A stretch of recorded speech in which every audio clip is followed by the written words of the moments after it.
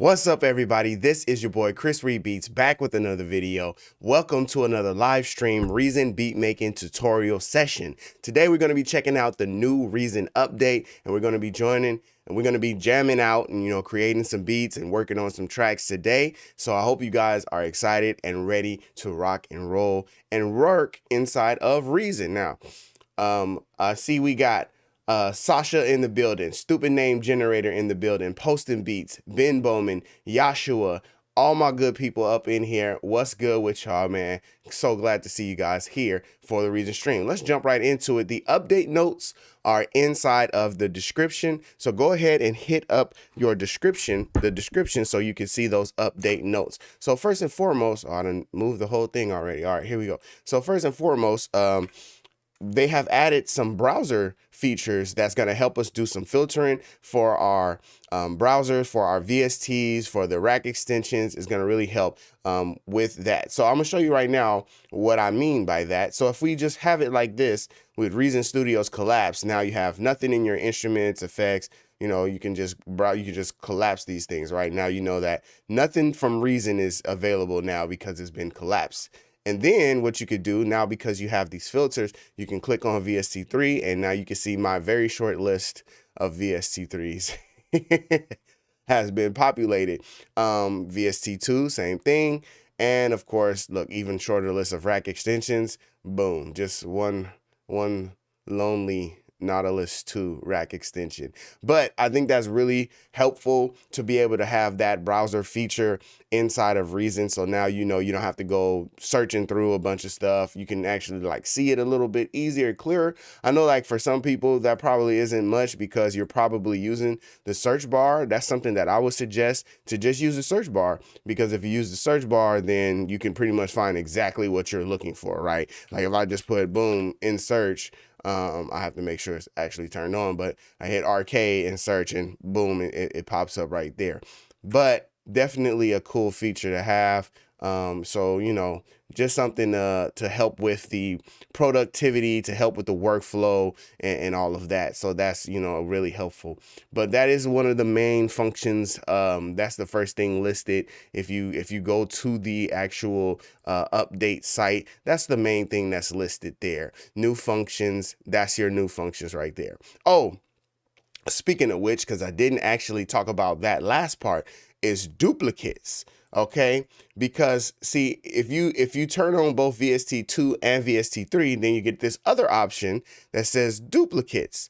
And so it says show both VST2 and VST3 versions of the same program. So if you click duplicates, then it will show both of them. But if duplicates is unchecked, then you're only going to get the VST3 option. And so that's, a lot of VSTs. Like I didn't even know there were VST3 plugins installed on my computer until the update happened when we got VST3 and Reason. I didn't even know that they were there. And then I just saw the duplicates. I was using the VST2 version, and they also had a VST3 version. So that's the last part right there with the duplicates. All right, so now let's look at what some of these other update notes are. Not a big update, short list, but we're just going to get right into it. New device filters in browser. That's what we talk about. You can now filter the browser view by device format, third-party rack extensions, VST2 and VST3. VST2 plugins that have the same name and manufacturer you also have installed are now hidden in the browser by default. Okay, duplicates can still be viewed by enabling duplicates. All Reason Studio devices are now in the same section in the browser in alphabetical order. Okay, now let's this is important stuff here that we got. I don't want arcade anymore. I just want to see it. So now we have, if you look, you can see all of your instruments. Okay, man, just thank y'all, man. Y'all just making life just so much easier for us. Probably if you have a lot more rack extensions, then that's gonna be more helpful for you as well. Just knowing where everything is at and getting a little more. What's the word I'm looking for? Just getting a little more organized is very important, okay? It's very important. Okay, I'm gonna get to your boy Rome and any other things. Let's actually, something that I really been liking is doing these polls. What features do you want to see Reason update next? And I'm gonna give you guys a few options, okay? So first one is piano roll. Second one, let's do sequencer, like overall sequencer. Let's see, mixer. I don't even want to put mixer as an option. I'm going to start a poll right now. I don't even want to put mixer as an option because I really feel like the mixer is like good to go, you know? So I don't really want to put mixer as an option, but I totally understand if somebody else wanted to put it as an option, but I think it's good to go. And let's see. What else can we put for this poll? Piano roll, sequencer, mixer, or what other feature could they update? Actually, not the rack. Rack is pretty solid. Most things, yeah, just the user interface in general is one thing that I've seen a lot of people were hoping and wishing that, you know, we get some updates. So we're here. I got my tea, you know what I'm saying? Got my tea ready. We finna, you know. Oh, yes. Total Recall, like Ableton. Just revamp the whole software, entire thing. Just start from scratch, start from the beginning, start from the bare bones. But good update notes. Okay, let's see the rest of it. Added support for dynamic properties in VST3, which allows for additional automatable parameters in certain VST3 plugins. So that is important because I've noticed some plugins, I don't have the ability to do automation. Reason's automation is fairly like simple and straightforward. Pretty much anything that has a knob that's a Reason instrument, you could pretty much use automation with. Most things you can automate inside of Reason. And to get the automation going, the only thing that you need to do is right click on that knob and hit edit automation. That's very fast. We need that to also exist inside of the VSTs, VST3, VST2. We need that to exist as well. Right now, I think you'd have to actually press on the button and hit automation. And then you can decide, you can click on something and you can say, okay, yeah, I want to automate that. So for example, if we go to arcade, and this is one I've seen a lot of problems with though. I haven't been able to do a lot of automation in here. BA Mac, what's good? I think I saw somebody else. Oh, I talked to him already. Okay, so if you hit this automate button, you know, I hope y'all can see that. You know, can I make this even larger? I don't think I can make it any bigger. Oh, I can. Okay, cool. So up here at the top, if you hit this automate button, then you're supposed to be able to go inside of the VST, click something, and then you can get an automation lane. But hey, okay, so it definitely worked. All right, cool. So at first I had problems with it. I wasn't able to do automation inside of arcade before this update, you know, from what I remember, what I recall. I don't remember being able to do any automation. So definitely be having that available. I don't know, you guys let me know. I might be tripping. I might have missed something, and that might have been there the entire time. I'm not 100% sure, but y'all let me know. So that's super cool. Automate has always been there. It's just that for me, I don't know. I never got a chance to do it with arcade. Let me see if I pull up. Oh, you know what? Okay, maybe I'm tripping, and maybe it's not arcade. That was the problem. I'm gonna pull this other one up here. Let's go analog lab. Let's turn off duplicates. We don't want duplicates.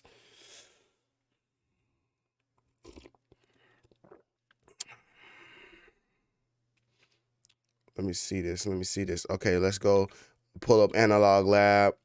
I'm gonna open it up and hit automate and click a button.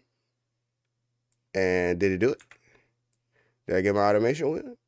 I didn't get automation window. Okay, let's hit automate and click a button. Didn't get it. All right, cool. How about one more time? Let's just try volume.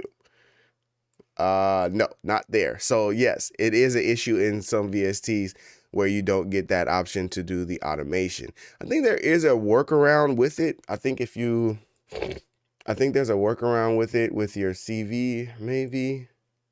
Let me see. Yeah, you can you definitely have some access to it to be able to do it. So I'm thinking it's just a matter of you got to go in and set all of the actual macros yourself, because it does notice the different groups and the different settings and effects that are in there. But for some reason, when you try to go to automate, it won't hit the automate thing. So we need to, we need to be able to do that. Let me see. Remote clicker parameter. Then you can set this. I don't even want to try this because every time I try this, it never worked. Okay, let's see if it worked. Oh, okay. Well, it did work. It did work. Well, now let's see if it'll automate. Let me see. Did I get an automation window? Okay, so there's a workaround that we can do. Here's a workaround that we can do. So I use the remote feature to set a function on my key station. We just hit remote, choose a parameter, go to my key station. Unfortunately, I have like only one knob on this keyboard, but it can learn the input from there. Yes, replace it. Now we can see that one is moving up and down. And then if we go to automate and then we move it, now it works. So that's one way. But I want to be able to hit automate and then just click this guy and then get an automation window. And that is not actually working. So I'm not sure if that's on analog side or if that's on Reason side, but I know that that was something that I hadn't been able to do. But you could, do that. You could do that real quick. You could do the remote and then, workarounds, right? Workarounds. Some things you just gotta do. Some things you just gotta do. Workarounds. All right, so let me make sure that we are done with our short list here. Make sure we're done with that. Yes. Bug fixes and improvements. Fix the bug related to max number of automatable parameters, which will result in audible glitches when certain VSTs were added or when opening patches. Fix the bug where Apple Logic freezes when unloading the Reason Rack plugin. All right, cool. So that could be helpful for some folks that are using, it, not just Reason standalone, but they're using it, what did it say, with Logic? Yeah, Apple Logic. So that's helpful for people. I know that there are a lot of people who use other DAWs and they like using the Reason Rack in those DAWs. So digital audio workstation. All right, now I want to go back to a comment that was made earlier, because who is this? Earlier I saw, where they at? Where it's at? Your boy Rome. Your boy Rome.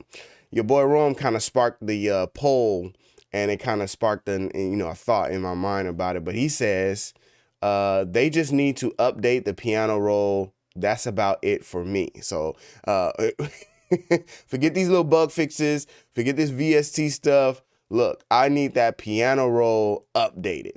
Now, it's interesting that you say that, because I have an idea for how they can update their piano roll. If you use things like, I'm not very familiar with Ableton, but I'm a little familiar with Fruity Loops. Fruity Loops piano roll pretty much just gives you any kind of shortcut tool. Anything that you want to do to a MIDI note can be done inside of the piano roll. A lot of the different techniques and things that you do, like creating 808 slides, creating ARPs, like arpeggiation, all of that can be done inside the piano roll. And what's interesting is that in the Reason piano roll, we don't have those options and availabilities. It's actually a very small amount of things that you can do. And come on, man, click the button. What y'all doing? Move. Oh, my system is okay. There we go. I never had that happen before. It's actually a small amount of things that you can do inside of Reason's piano roll. When you actually go to create this this actual clip, and you go to create this note, you can change the velocity. You can change the where the note is at, the position and length. If you have automation, you can, create the different automations and everything like that. but it's very limited in terms of what you can do to manipulate the MIDI note. It's very limited in that nature, you know, just off of the strength. There are other, oh, okay, so I gotta restart Reason, y'all, because for whatever reason, it's bugging out right now. Not the greatest thing you want to hear on the what's new in the Reason update video. Oh, what's new is crashes and bugs. Like, no, that's not good to hear, but I think it's something that I did. I did it. It wasn't them, it was me. I'll take the blame.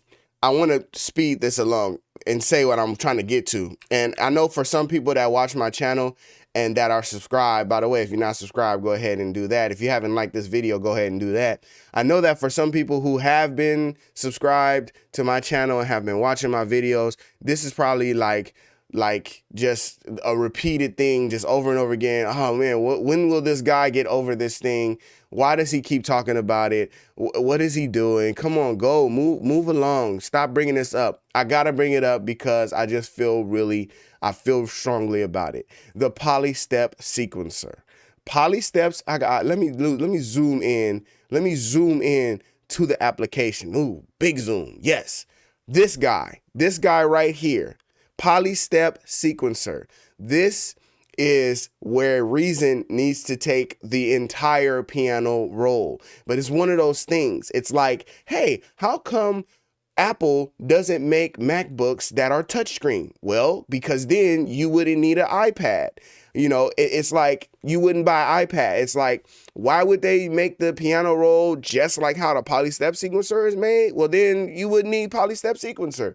But that would be totally fine if we get all of the features and functions and things that you can do with MIDI notes in the polystep sequencer in the actual piano roll. Now that would be something to be happy about. That would be something to be excited about.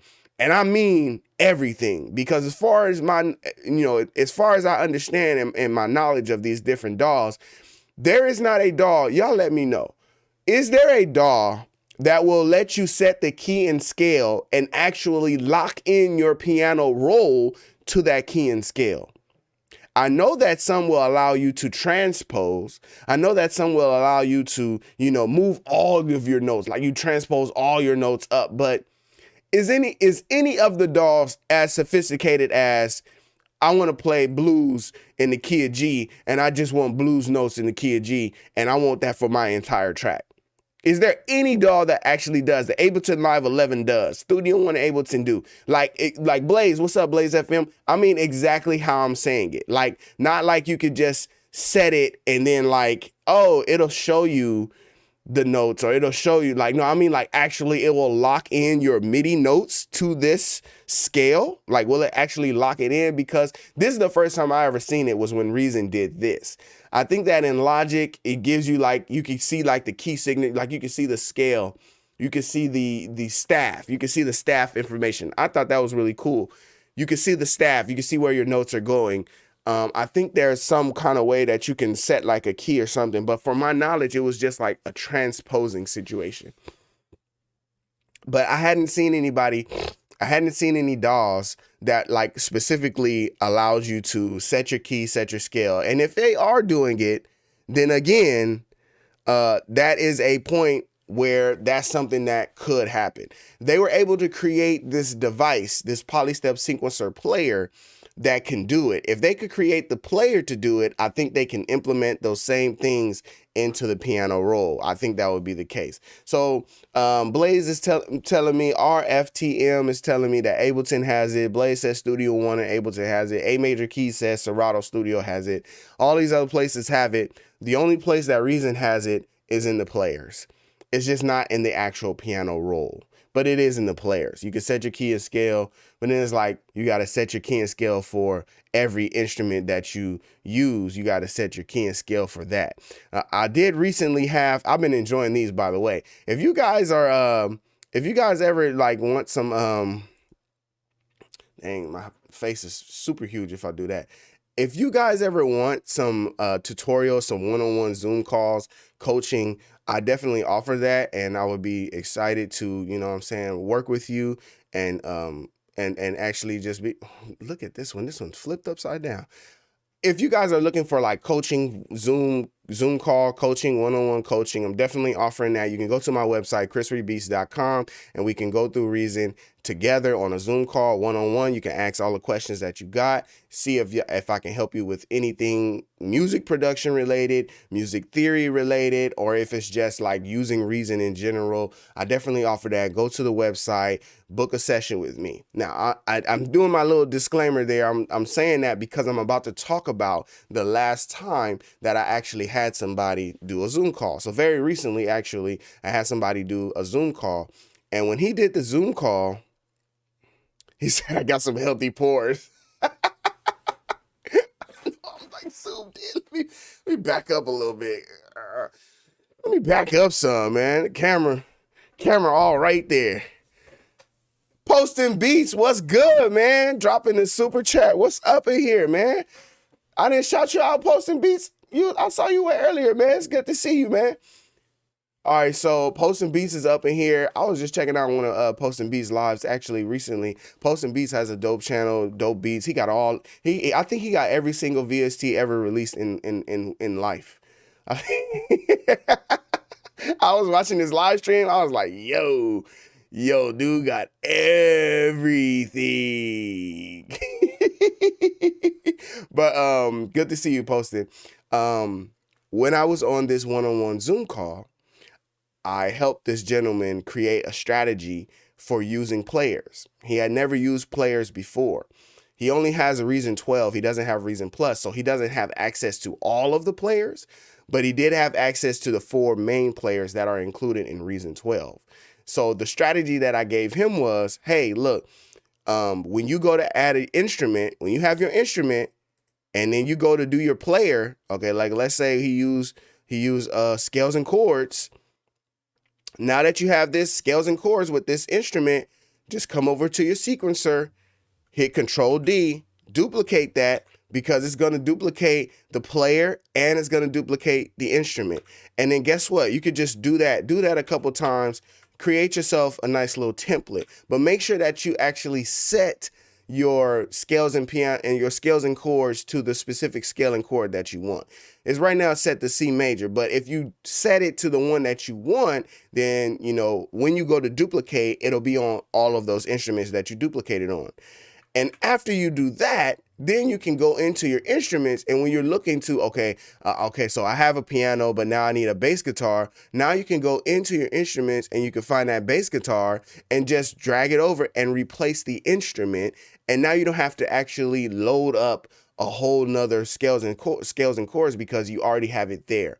And if you do that repeatedly over and over again, now you know your song is in that same scale, it's in that same key, and you don't have to worry about like, oh, music theory, like how do I actually blend these notes? And you don't have to worry about any of that because you got everything set up how you want it to be set up. So that was like I just wanted to share that. It'd be like one of those things like, Chris, we already know about that. What you talking about, man? We do that all the time, bro. You slow. You is real late to the party, bro. Like, why are you so late to the party? We do that all the time over here, man. That's not nothing new. That's what I get a lot.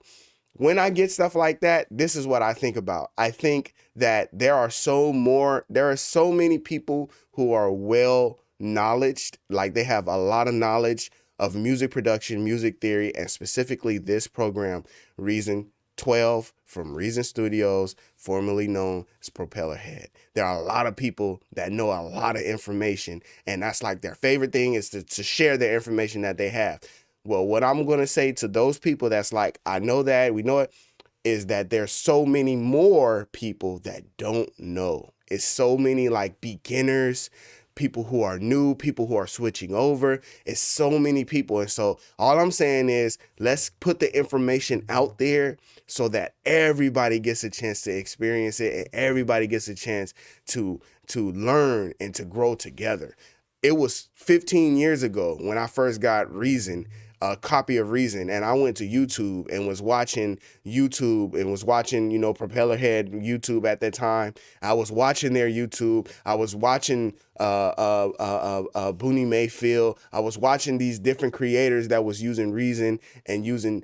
I was watching them trying to learn how to make beats in Reason, back when I was like, I can't even put a drum and bass together. I can't do anything. I'm just using the loops. I think I used their like guitar loop, the little acoustic guitar loop, like in every track. Y'all know which one I'm talking about. It's the same guitar loop. You hear it on everything. But I don't use it in like every track. That's all I could do was load up a Octo Rex. Dr. Rex actually is all it was called back then, because now it's the Dr. Octo Rex. All I could do was load up Rex players and just drop loops into Reason. So I'm on the YouTube, I'm on the websites, I'm looking, trying to learn how to use the program, and now you fast forward, and then like today, it's like there's so many things that you pick up along the way, and so many opportunities that you had to learn and grow, that now I am creating those videos for other people to watch and for other people to learn. So I think about it and I say, you know, it's a very passionate community, because we love this software, and because, you know, like I said, people are very knowledgeable about it. But then I always just think about that person that's like, man, this is my first time opening this program. I don't have a Illmind drum kit. I don't have bounce coming up. I'm not a part of beat beat club.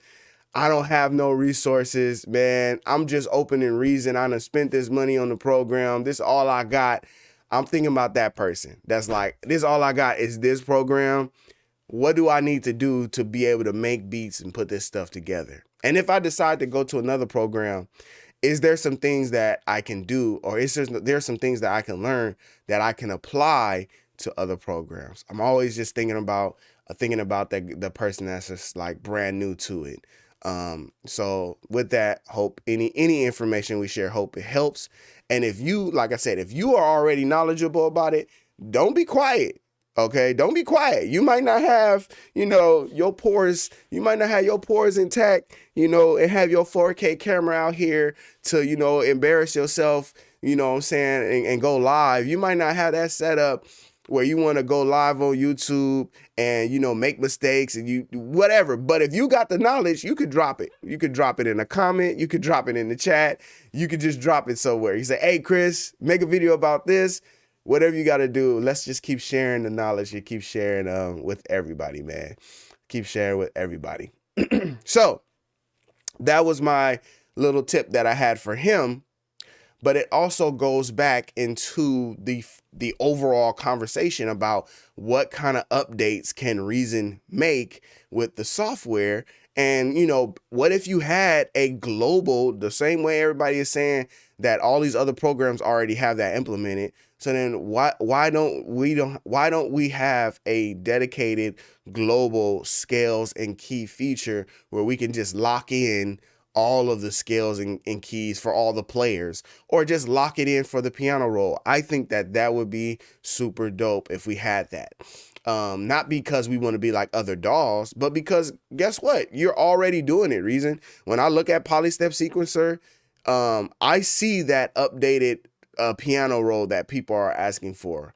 And for me, I love it. I just love it, you know, because you have the ability to set your notes, and then you can create arps from these notes.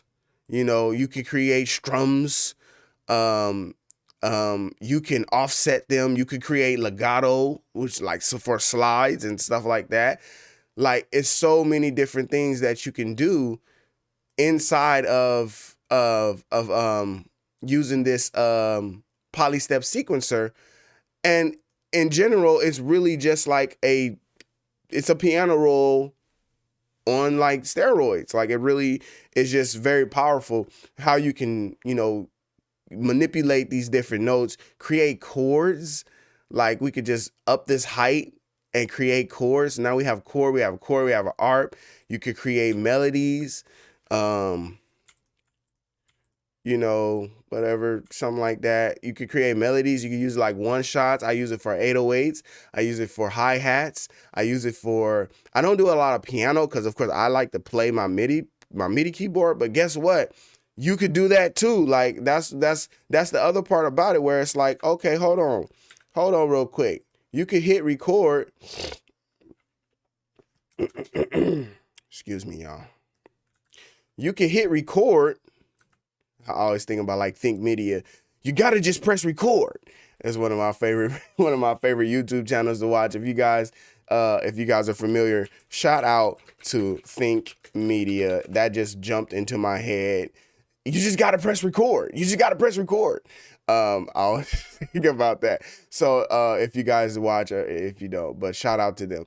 So if you press record, and then I think you need to turn on key. I think is what you turn on. And let's hit play.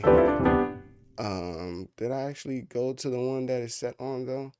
What's this on? It's on Analog Lab. Of course, now I got my.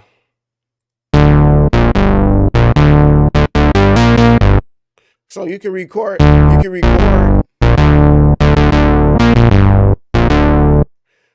Of course, you know.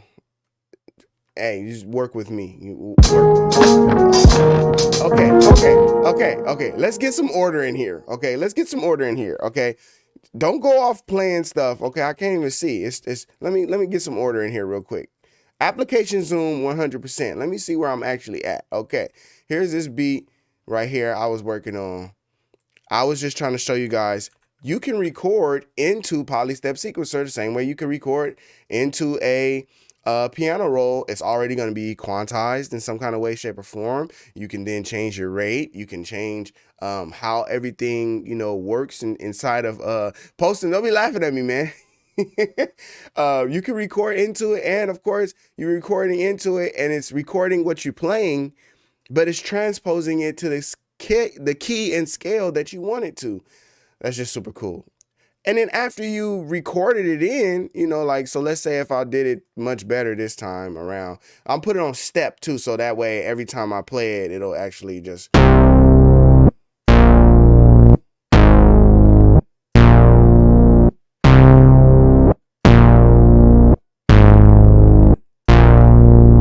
So now it's actually set to, you know, this step situation. So it's not like just recording all on its own. And I was able to actually record it a little more, you know, a little more structure there, right? So we got this set up now, right? And we hit record, but the point I was making about it is we've recorded it in. Now it has a different rate.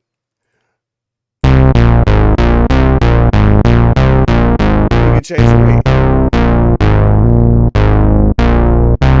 But now we have access to, you know, these different, you know, notes that we have drawn in, and we can actually go in and, like, you know, make more notes, or, you know, we can change stuff. We can add repeats, and, you know, you can modify the notes further, right? And much quicker, much easier. So I imagine if you were just doing like a hi-hat pattern, and then you hit record and step, and then you just do all of your hi-hat.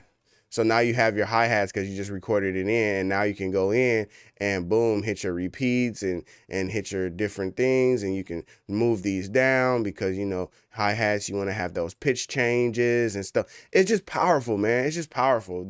How like easily you can like start manipulating and changing things inside of Polystep Sequencer. It really is exactly where you want it to be, man. It's the thing for me. So if they had that, I think that would be super cool. My tea is getting cold. I really would like to see them upgrade Redrum like drum sequencer. That would be cool.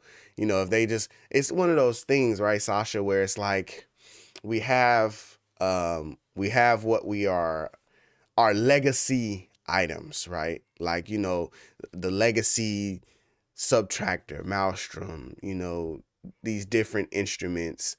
And then it's like they evolve and they grow over time. And that's really cool to see.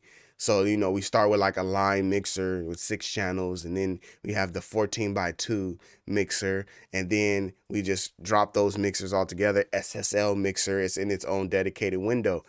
Over time, things just develop and get better.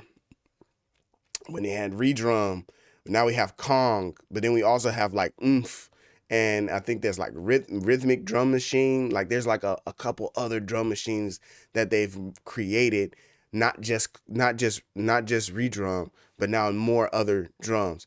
And now with the addition of players, like Sasha just brought out, is that drum sequencer player is like really good. And redrum already has a sequencer on it, but it's just kind of, it's like the sequencer for redrum is like straight to the point. It's exactly what you need. And it just kind of just does what needs to be done. In the sense of like, uh, in the sense of like, it's not a whole lot that you can do with the redrum sequencer, especially compared to what you could do with drum sequencer. So if I load up drum sequencer, so it would be cool if they merged those two together. It's like, hey, just take the drum sequencer player, put that into another drum machine, or, redrum 2, redrum, I don't know, 4K, redrum 4K, redrum high def. I don't know, whatever you want to call it. But if you put that in there, then that just makes that, even better, where it's like, oh, we have redrum and then we have drum sequencer. And drum sequencer is super cool because, as you get to adding things in, it's the same thing like with polystep sequencer. You can change polystep sequencer, you could do that too, but you could change like the probability, for example. So like pretty much we want to have a kick on the one, but maybe we don't want this kick there, and maybe we don't want this kick there every time. So then we change our probability so that we don't always get a kick there. We're gonna get into some beat making too, because I'm getting anxious. Turn this down. But I agree with you, Sasha. It's like, oh, what if we was able to like merge these two things together? Like that would be really, I think that would be really cool.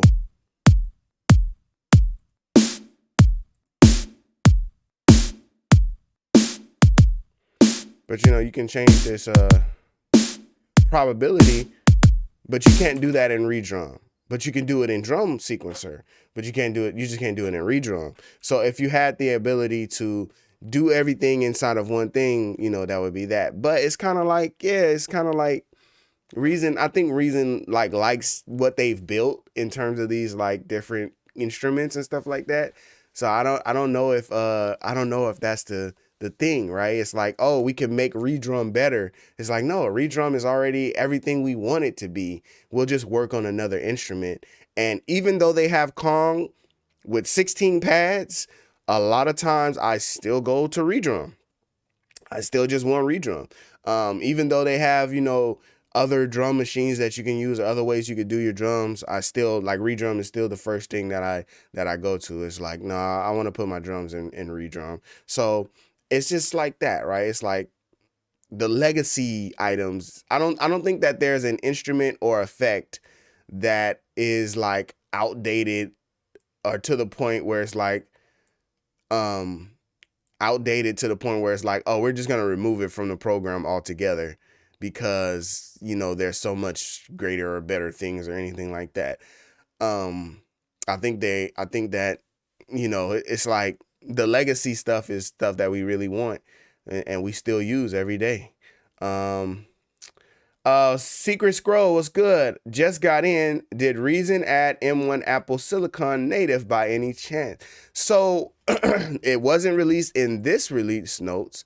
I can tell you that in the release notes that we were just going in, they did not talk about the M1 support at all here. Let's look at this right here though. Apple M1 chip compatibility statement updated March 23rd. We're happy to report that following Reason Studio products are compatible with Apple's M1 chips, Reason 12.2.5 and later. Okay, online and computer authorization, Reason Suite, Reason Intro, Reason Lite, Reason all that. So all the different different versions you have for Reason. It looks like they actually do have it available. But you have to be updated. So look right here. The following products are not compatible with M1 chip computers. Reason 10.4 or earlier.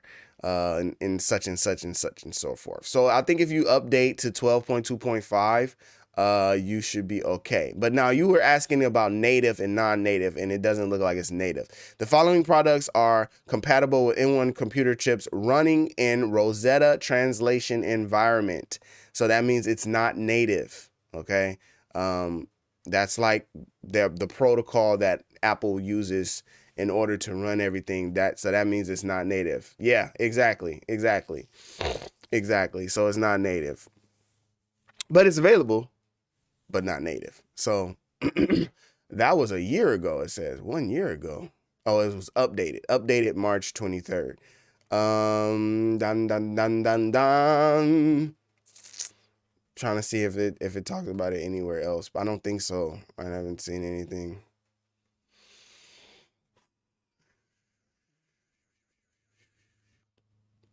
Nope.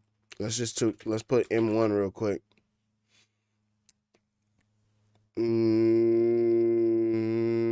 Looks like that's the only thing we really have for it. Yeah. Unfortunately, not native. Not native. Let me see.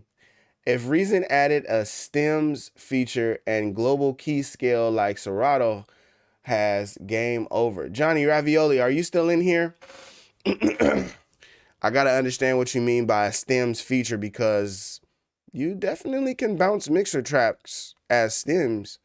So I just gotta see what you mean by that. Hi, Chris. I'm a little confused by the new grouping and sorting of instruments. Can I turn this off and go back to finding things the old way? Let me see if I understand what you're saying all together, and then I will do that. I'm gonna be 100% honest with you right now. I've talked about it before. I have attention deficit. Like, I cannot pay attention to things I'm supposed to pay attention to. And what ends up happening is I get an idea to do something. I get excited about that idea. And then because I get that idea and I'm excited about it, like, my brain just goes somewhere else. And so that's exactly what happened. I read what you wrote, but my brain was like, hey, I could do this. And then that's what I started doing. So I'm just trying to be completely honest with you. And so now that I've finished doing the thing,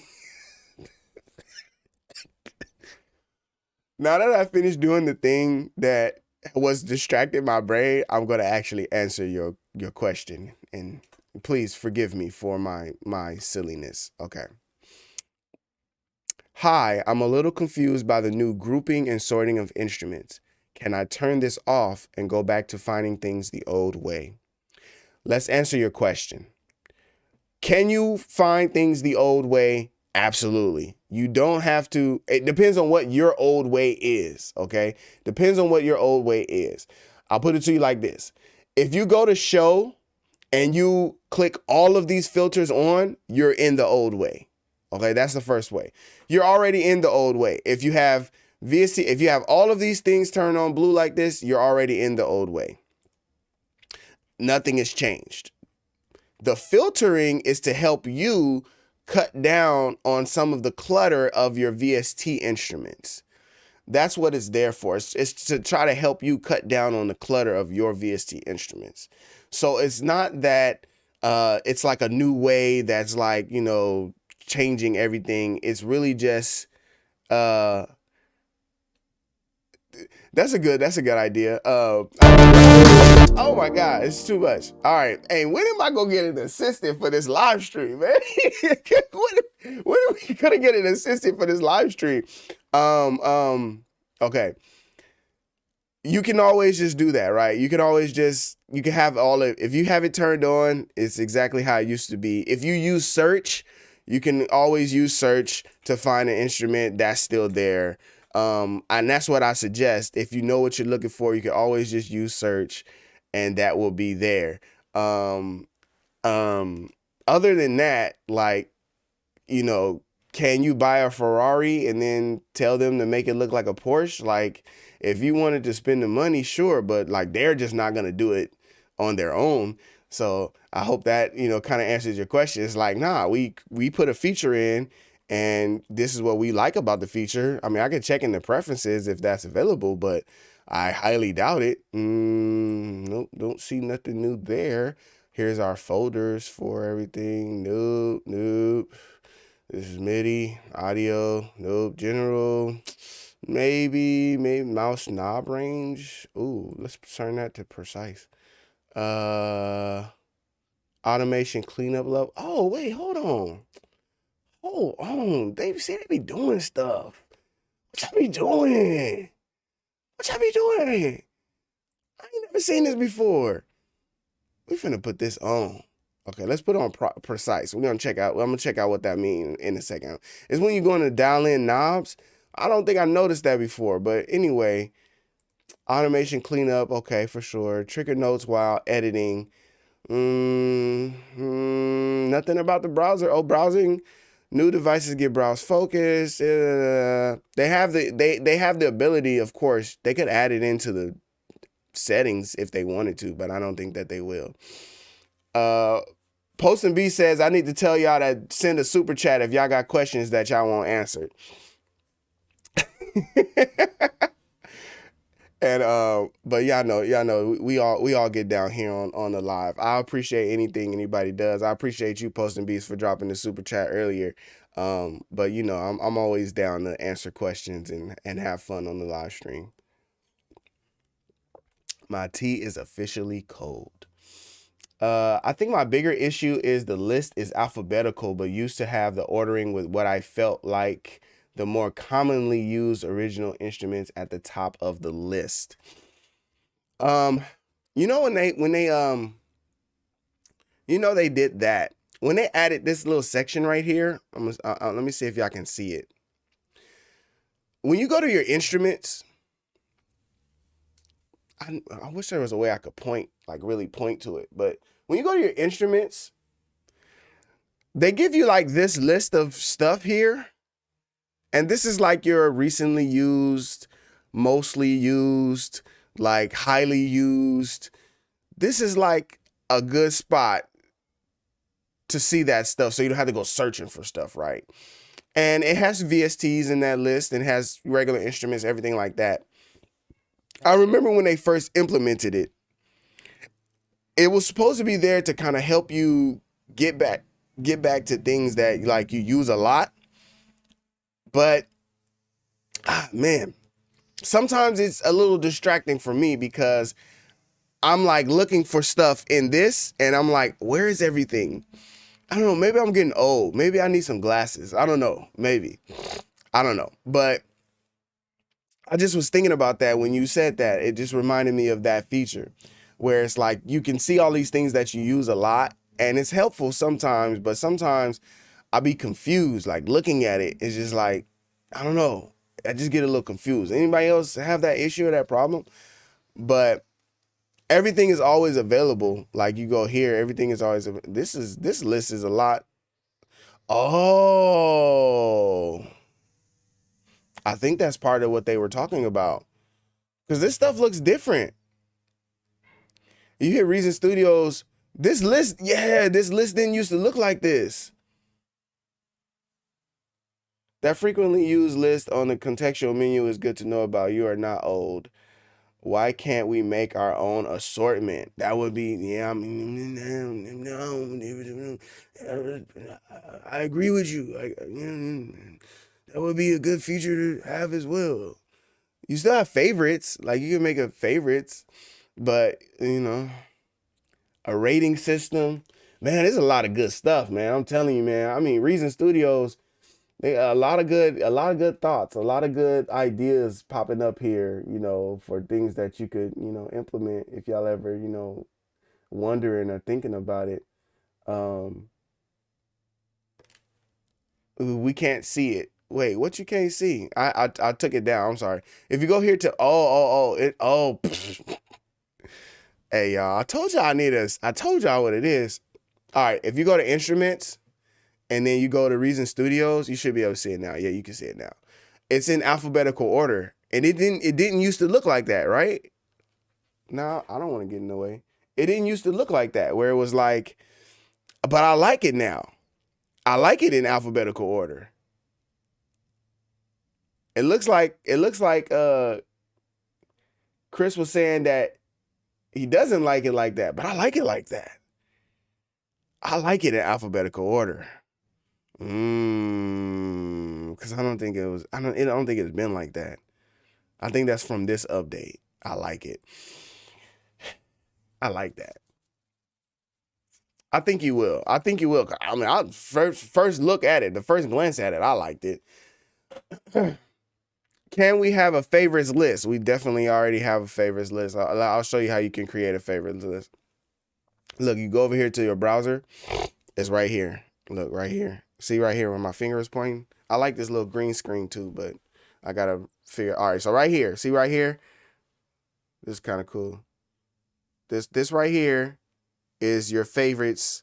This whole little section is like, you know, your favorites section where you can drag and drop in shortcuts and stuff like that. So like if I have this 808, you know, this 808, I can actually just drag and drop of the entire file if I wanted. Like if I know I wanted that specific file, I could just leave it there. That's your favorite list right here. This thing right here. Up here at the top, my hand doesn't go that far because of the green screen. Up here at the top, this is actually like right here, this little section is where it ends, where it's like you can't change this information. This is the stuff that Reason has set there. You can't change that. But everything below that, you can change. So this showcase button is actually like Reason's own created favorite list. He says you can't see, it's right here. Look, right here. My head, no way. This list right here is your favorites list. All of this information right here, this is all favorites lists right here. Showcase is Reason's favorite list that they created, that they add to the system, but you could delete it. But it has some really cool, we should dive through this one day, if not today, and like look at the different stuff that they have in there, because it's like a bunch of different stuff. It's like drums, bass, piano, pads, it's like all kind of stuff, right? Yeah, see, because that's drums right there. But they just have like a bunch of their favorites, essentially, or things that they want to showcase. So that's there, but you can delete that. Oh, wait. Oh, you can't delete that. Dang, I'll be lying, man. I'll be lying. Okay, everything else below that, you can delete, okay? Now let's go into how can we add in the actual favorite list, okay? Because we didn't go over that. How can we add in the favorite list? This is how you can add in the favorite list. I'm gonna stretch this guy up so you can see. I don't know, man. Poston might have it. He might have it right because he might have it right. He might have it right with that whole super chat thing. Maybe one day we'll implement that. Right here, this plus sign, that's where you add your favorites. So I'm gonna show you what it does when you do it. Let me delete this real quick. Delete favorite list. You click favorite, you click this plus, click that plus, and then now you can name it. You can name it go to 808. And then once you have this go to 808 favorite, everything is blank, right? And then so what you do is you can just drag and drop things into it, and it will just update everything. So you can take, like I have this 808, you could just take it, you could just drag it. You literally could just drop it right into that favorites list. And look, oh wait, I have to move this. And it appears right there. So there's your favorite list. Let me see. We gotta reset this screen so you guys can see it. So here's your favorite list. And then here's the items that we put in the favorite list. You can add patches. You can add patches, files, folders, instruments. I don't think you can add instruments. I don't know. I might be doing that thing where I say something and I'll be lying. I don't think you can add an instrument. You can add an instrument to a favorite list? What? Hello? Hello? Hello? Hello? You can add an instrument to a favorite list? Since when? Bro, what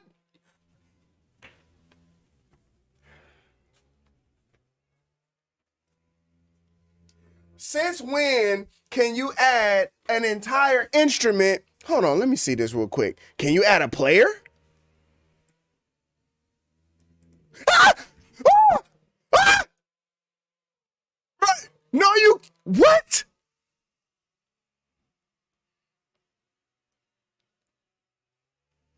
Man, you playing. Bro, I did not know you could. I mean, it would make sense. Look, this is what I always do. Look at this. I have these compressors and stuff. It's just over here. I did not know. Oh my God.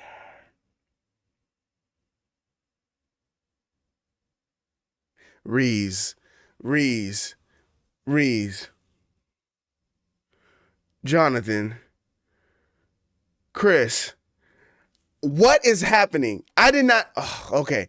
So I can add in these VST3s also. Like my favorite VST3, I can put that in here and it pops up like that. Like,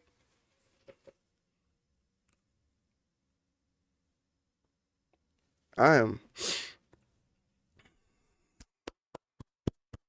am like, that might be like something simple. That's what I'm talking about. Like, that is something super simple. That is gonna help somebody. It's probably somebody in here watching right now probably already knew about that. They like, yeah, I've been doing that forever. And then it's probably a second person that's like, yeah, I've been doing that forever. But they really ain't been doing it forever. They really just learned it today. And then it's everybody else, like me, that's like, I didn't know you could do that. Now I'm finna start using favorite lists a lot more. So the last time I used a favorite list, this is what I do. This is what I would do. I would like actually go create combinators and then drop them into the favorite list. So like right here, right? This is the hi-hats, the drums, and the piano from a specific beat that I did that like actually got some sales in BeatStars. And I was like, oh, people are buying this beat. That's cool. So I was like, well, if they like it, let's make more beats like it. So I created that favorite list, right? So created that favorite list so that I could go back to those same instruments. But what I was doing, like I said, I was creating patches.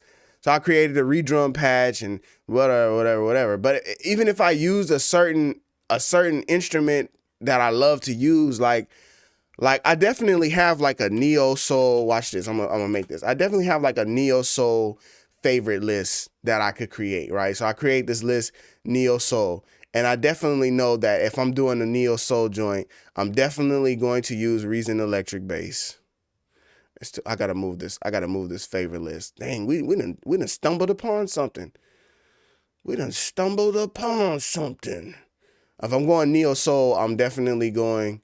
I'm going. What was I saying? Reason electric bass. Okay, but drop that into my neo soul.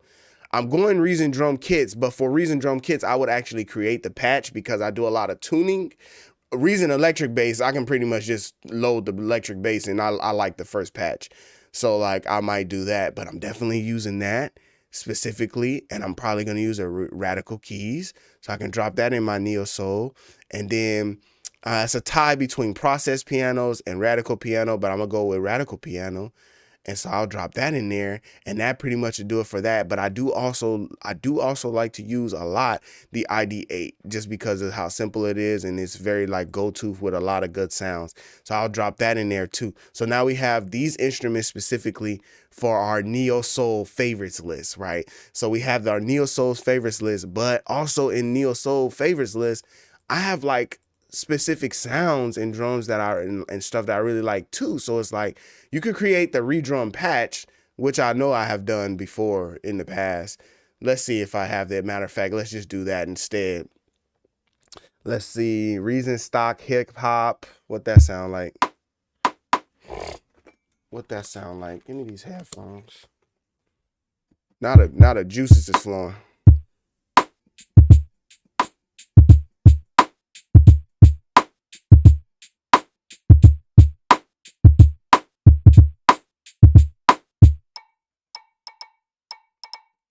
Okay. I don't have time to be searching for sounds that I don't have. Kick rim hat. Simple. Simple.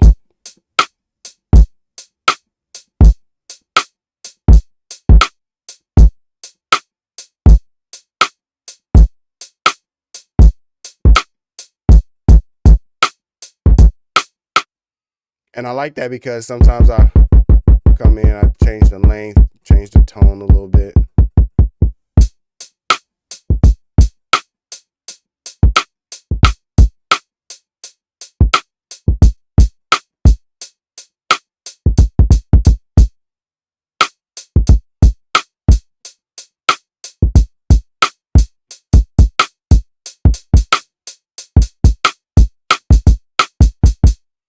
Sometimes I just use this kit exactly, right? I did some stuff into it. Okay. Sometimes I literally like just use this kit. Kick, rim, hat. That's all I want. Kick, rim, hat.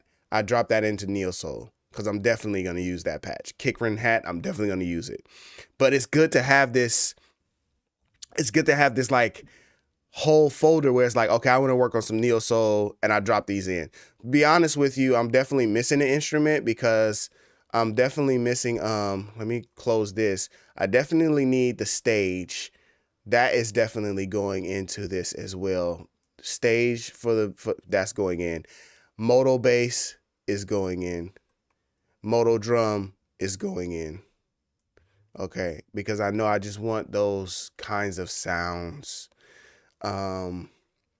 And then probably like this Miroslav strings. I think I saw somebody earlier say something about that Miroslav strings. That will probably go in there. And probably from orchestra, I have like a specific sound, like the glockenspiel. That's got to go in there. It's definitely if I'm thinking neo soul, or I'm thinking like this like hip hoppy soulful beat, jazzy beat. I'm definitely adding in the bell, and then I'm adding in that glockenspiel. And just kind of building this guy out, man. There's a specific flute inside of Reason that I love. It's called it's not that. That's not what it's called. Is it?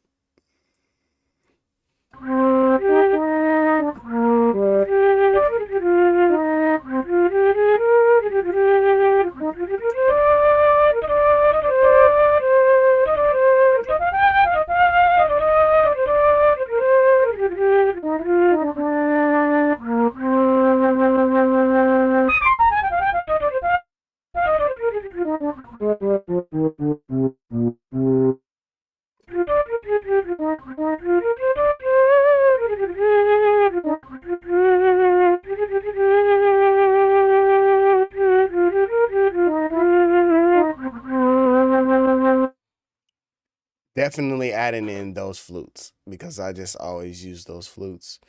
So it would just give, it's just like super cool to be able to have like, let's make sure we have the order together. Patches down here, instruments up here, and then we know, okay, cool. We have this neo soul vibe that we're going to create, you know. Let's say new. And then we have that folder. We have that favorites and it's there. We have that favorites. It's there. Raging Oracle, what's good? Good to see you up in here. Sasha says add some old school sounds. Yeah, I think that there's like a lot of different like little one shots and stuff that I probably would drop in there too. Like I like vocal chops and stuff like that. Of course, I think like the template in terms of like that favorite list, I think like having that favorite list set up like that with certain instruments, patches, files, wave samples, having it set up like that is good for like foundation. And then of course, like as you are like, man, what if I had this sound? What if I had that sound? Then you can like go into the next level. You can go into the next part and actually like, you know, develop it a little bit more, right? You could develop it a little bit more. Soul School, another great. Come on, Sasha, you right there with me, man. Come on, Sasha. So where is my reason? So electromechanical was another one too, because I had like I'm finna jump into it. I had like this early '80s, but Mr. Rogers specifically, I use that one like a lot. And then there's this other one in the Hammond. There's one. Is it Con Artist or is it Captive? It's not con artist. It's captive. This patch right here, oh my gosh. Talk about like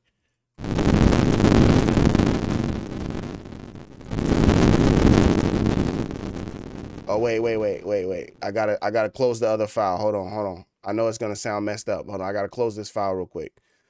Close, move, get out of here. Okay, now the sound will be better. Okay. Sorry about that. Hold on. Close, move, get out of here. Okay. Okay, here we go. It's just so like, ugh, it's beautiful.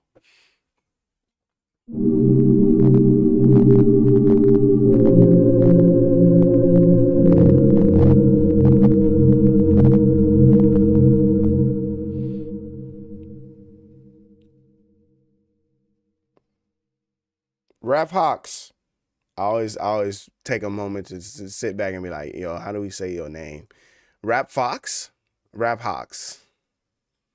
Good to see you in the stream, man. Thanks for joining us.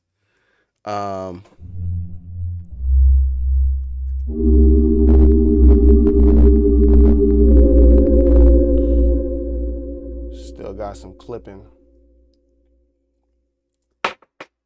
Oh man, I need that tea to be hot. I need that tea to be hot. I gotta zoom out just a tad, man.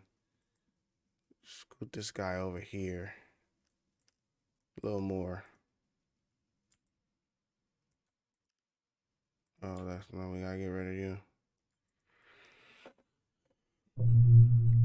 So I really like this. I really like this. And it's an organ.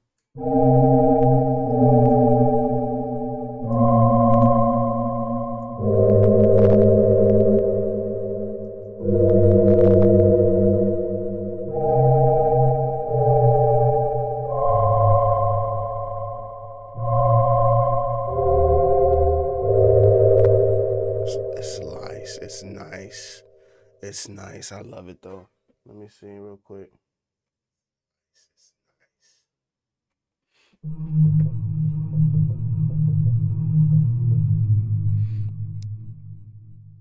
Let me see. I don't want to miss anything. Somebody said.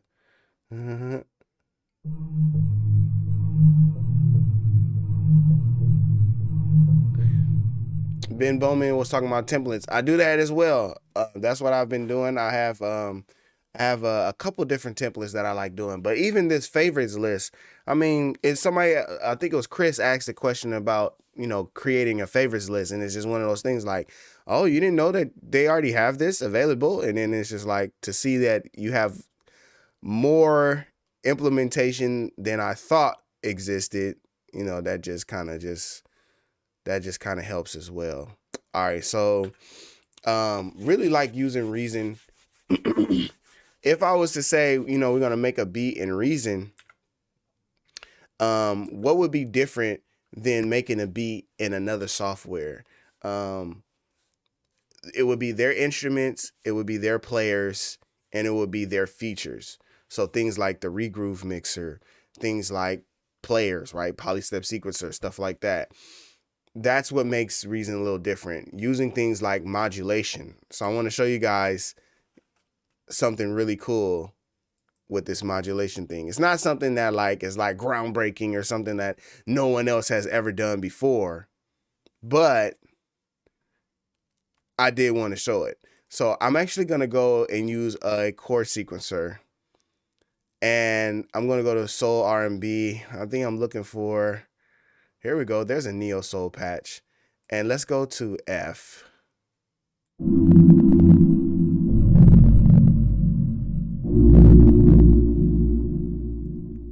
Okay, let's change this from, I like that, but for now, let's just change it to Mr. Rogers.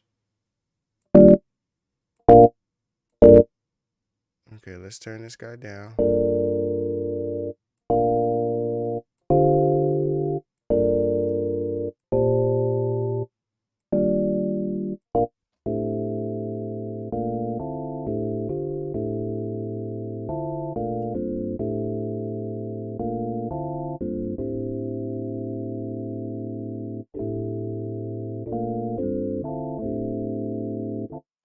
like that. Let's do that. Okay, now we gotta get the temp. We gotta get the tempo right. So for this neo soul, like let's go like to like 92, 91.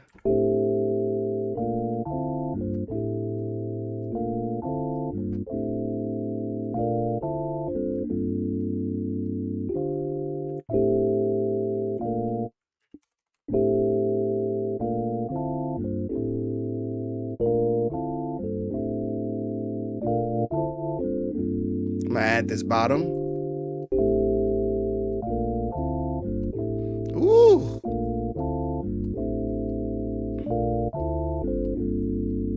Okay, now let's add in that model bass.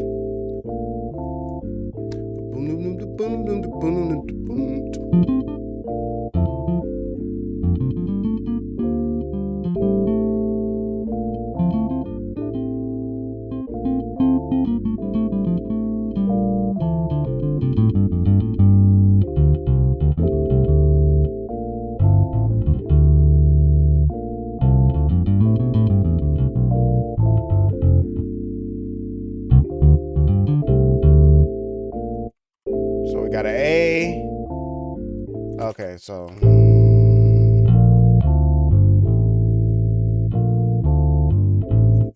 you know, a super easy thing, right? That, you know, other people have found out and figured out and developed over time is you could just use the CV out of that bass.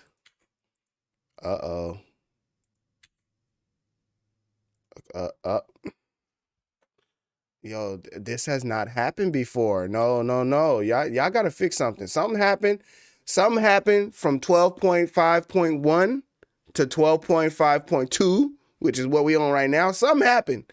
Cause I ain't had no sticking like this before. Something y'all gotta fix that. Y'all gotta work on that. Okay. If we add these root notes and everything like that, if we add these root notes in, then it literally would just play it automatically for us.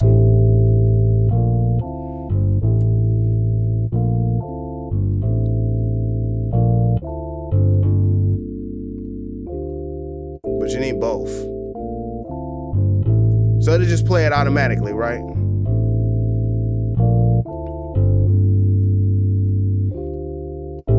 Then what if we do the little bassline generator? And instead, we add it to this one. Wait. This one, root note.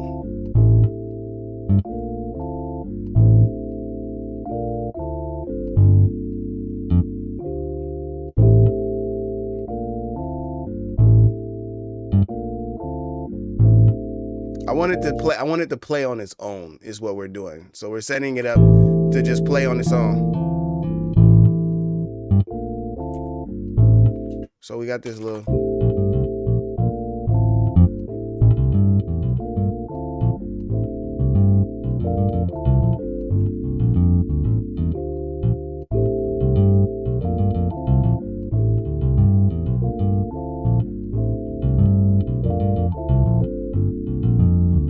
And I only use randomize with a bassline generator.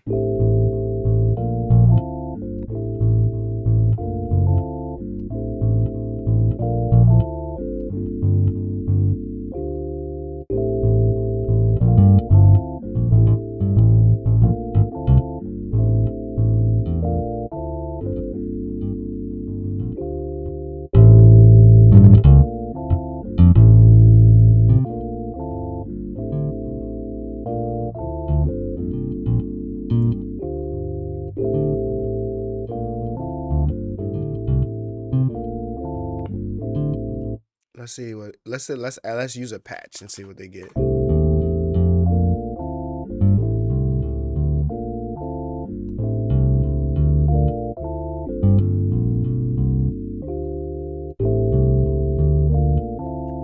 No.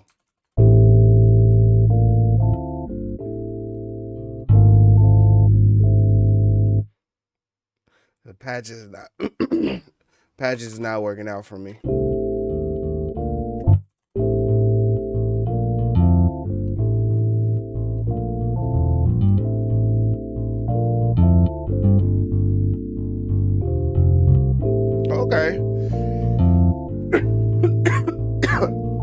So that one works, or at least it.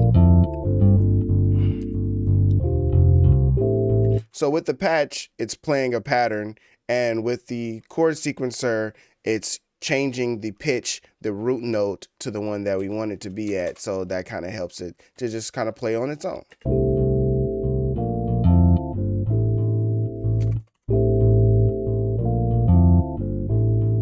So that's there with that. All right, let's go back to our Neo Soul, and we're just gonna drop in a note. Hey, that's the hey, I just got a text message. That is that sound. Interesting. I just got a text message. So I like to add a lot of reverb. A lot of reverb. We just dropped that there. I'm not liking that. I'm gonna keep it real with y'all. I'm not liking that bass. We're gonna turn that off for a second. We're gonna turn that off. We're just gonna go back to just playing the note how we had it earlier. I wanted to play it where it was like, oh, it's playing automatically.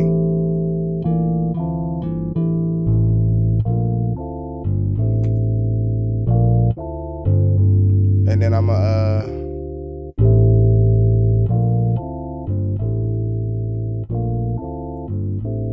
give it 5 string. 5 strings.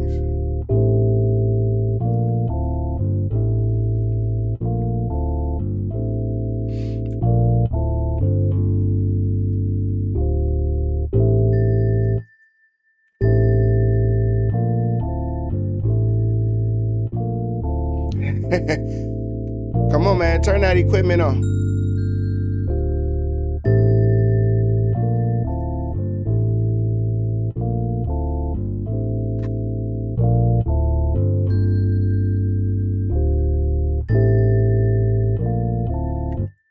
I'm dropping in these flutes.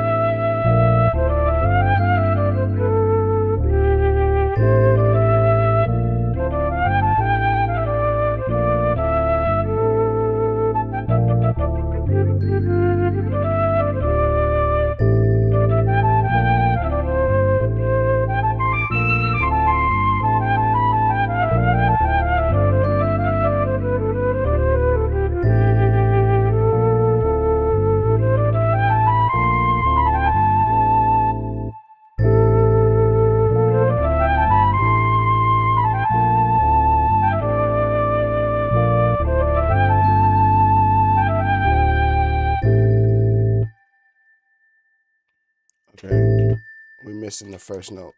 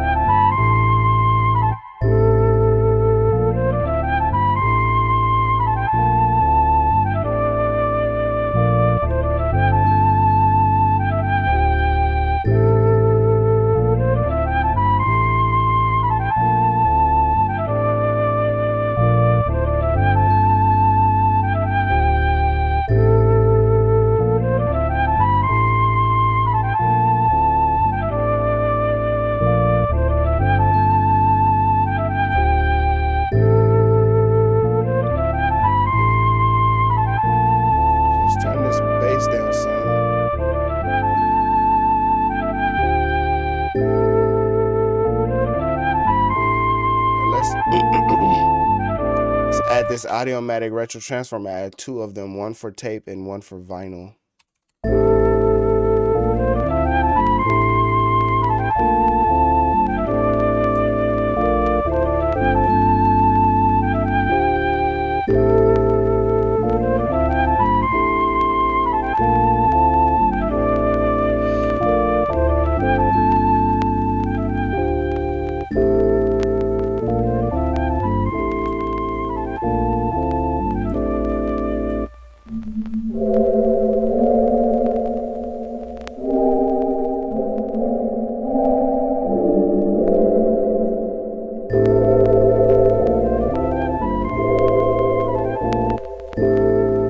chorus. So we're just gonna play this G, B, C, E.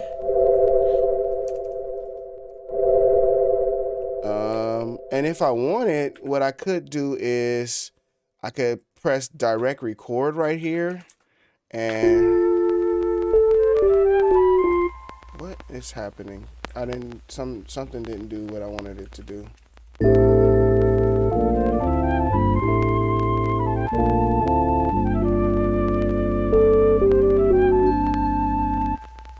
Oh, because I don't have anything in the sequencer. Let's hit send to track. Let's hit send to track. So now we have our chords that it was playing from earlier. Oh, I did something else super cool too. I'm gonna show you guys. I will show you guys something super cool. But we have our chords, and so I'm gonna just add these chords. But I really just want one. I just wanted one chord. I just wanted this one chord. And I'm gonna take this off. I want to see what the notes are, because this is what I was playing. Let's go down.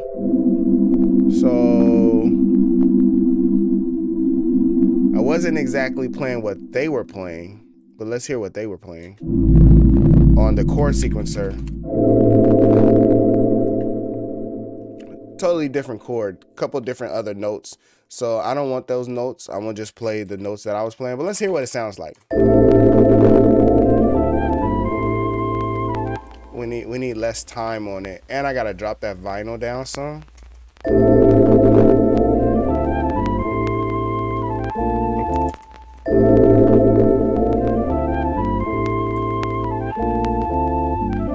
I just want like a little stab, like a little pad stab.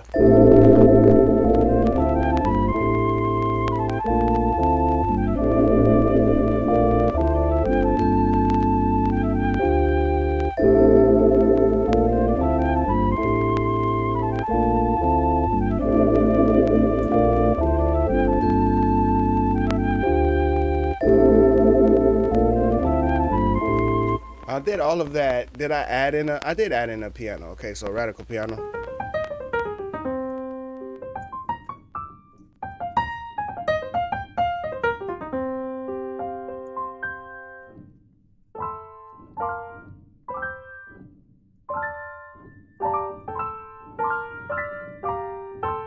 Something like that.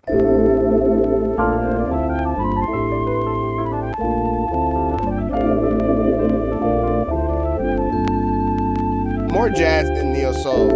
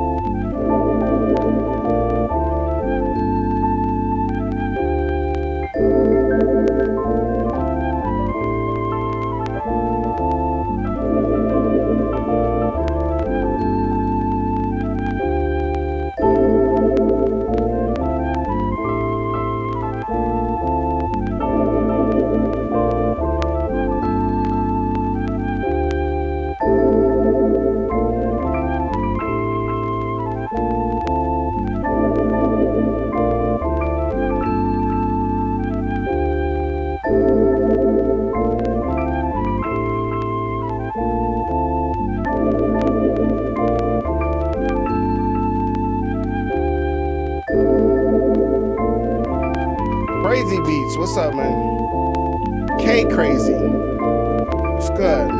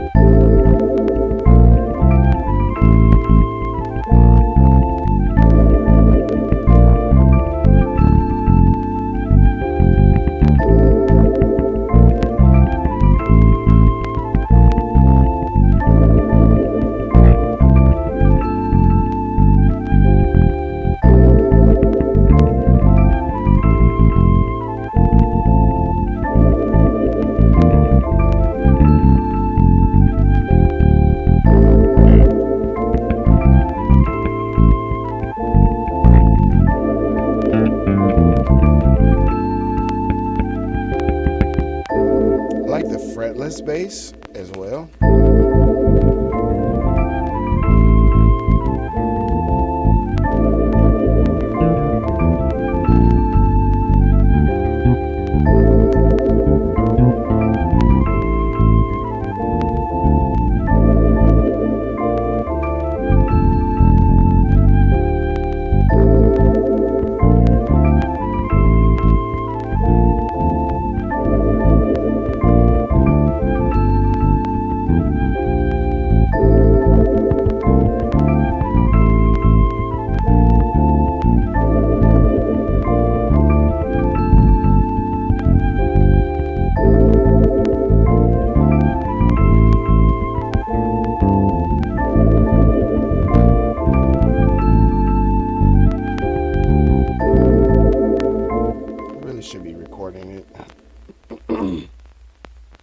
Really should be recording it.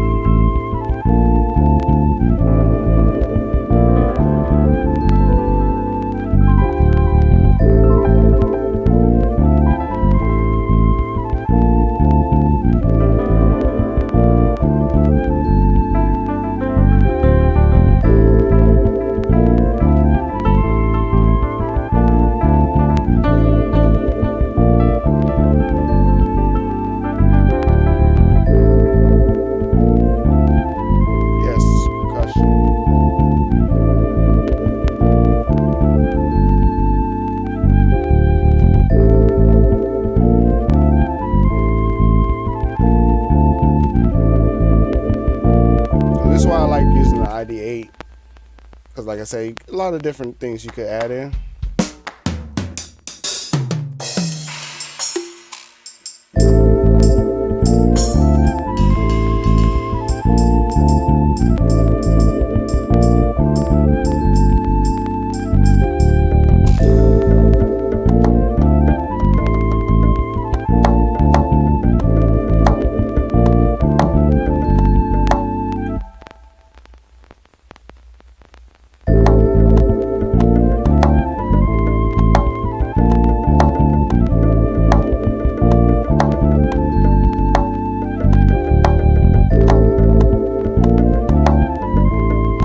So let's get groove from that. So we have the groove, set the groove, but then quantize that. So now we have that groove from that conga bunga we was just playing.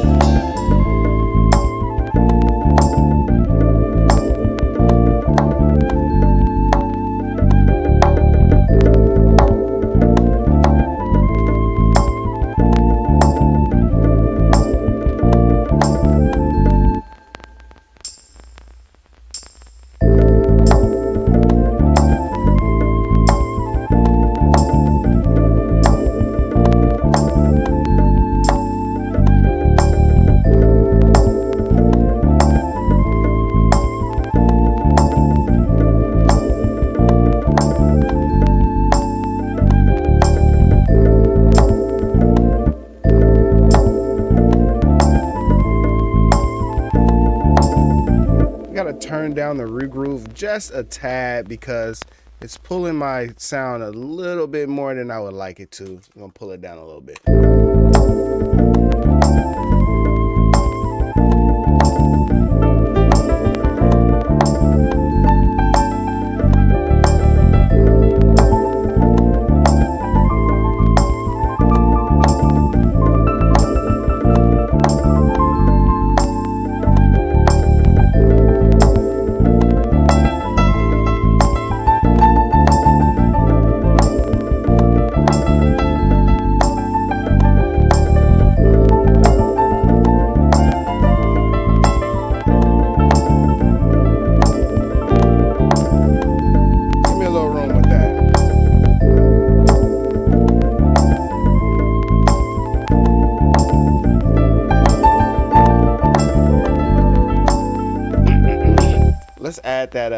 Let's add that groove to that E bass and see what that does.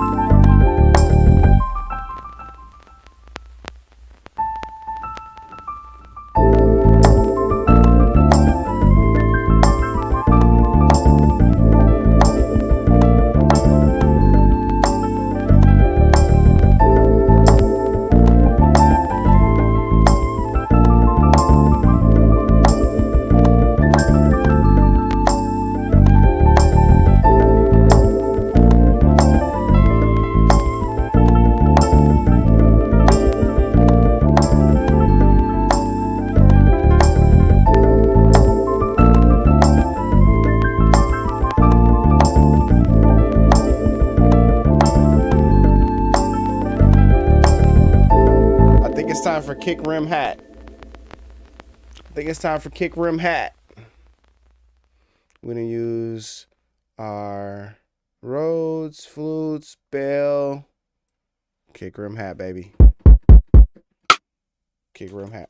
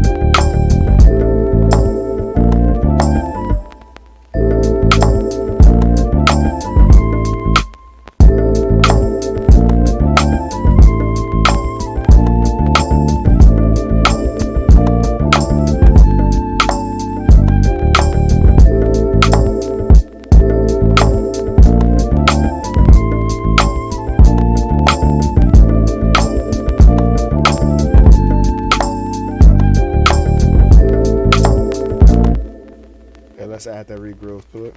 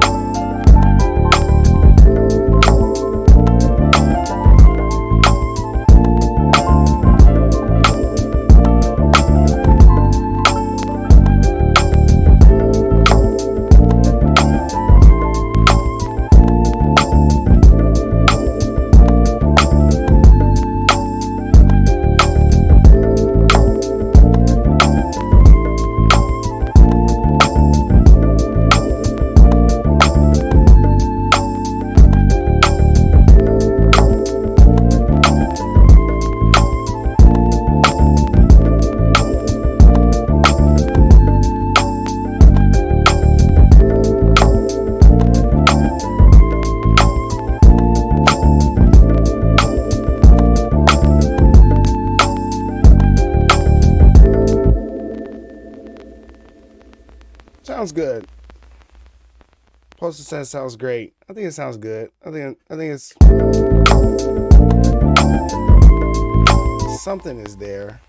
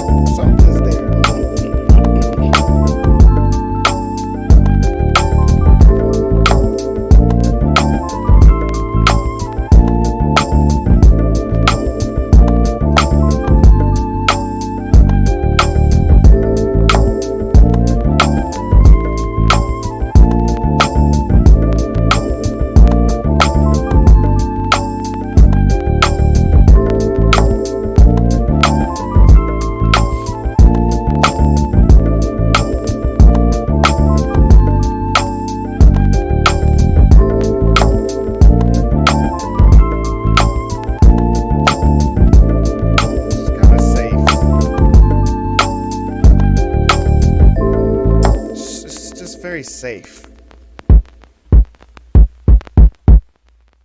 It's missing like an element of like, I don't know.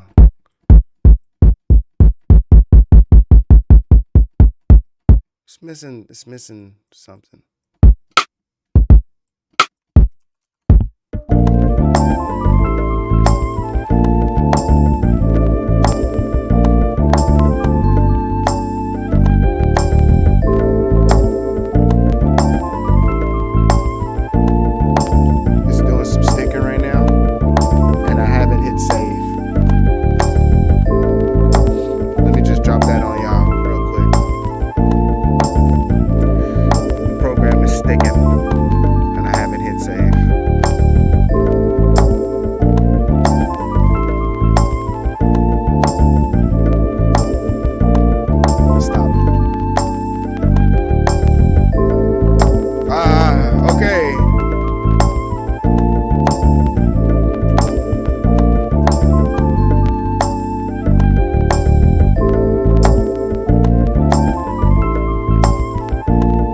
Oh, look, that unstuck it. Maybe that's what we needed to do all this time. We needed to unstick it. Okay, so, yeah, but it's definitely sticking, bro.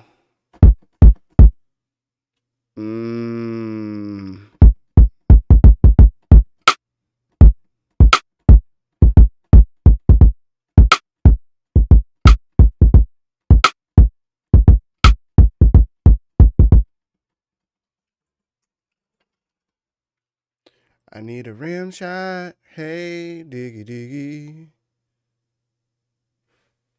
That was a little scary. That thing was sticking, man. It was sticking.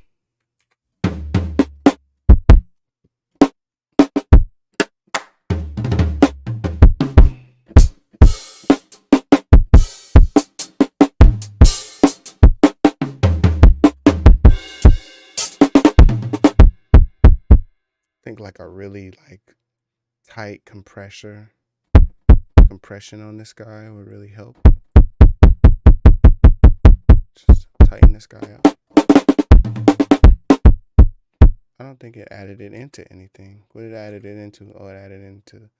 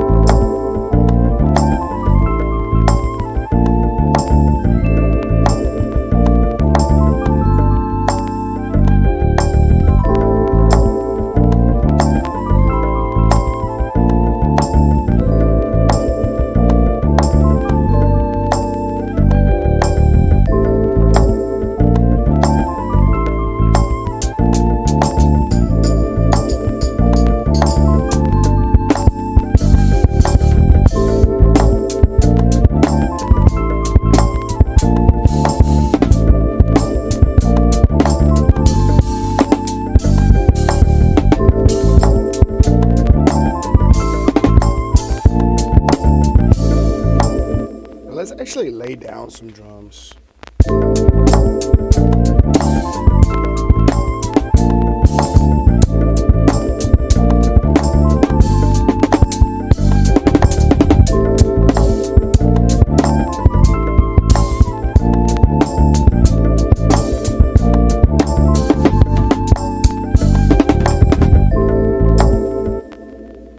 Run that back, run that back.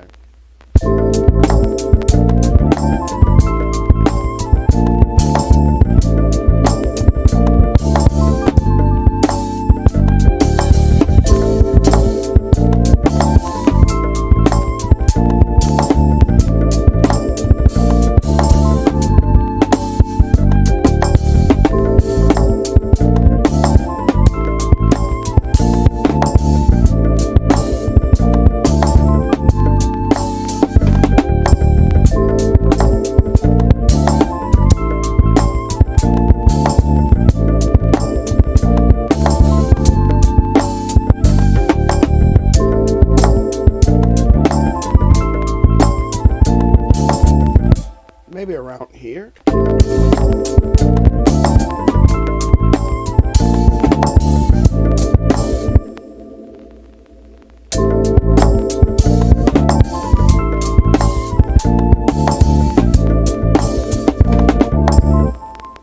No, we got a lot of work to do. We're gonna play them drums, Chris.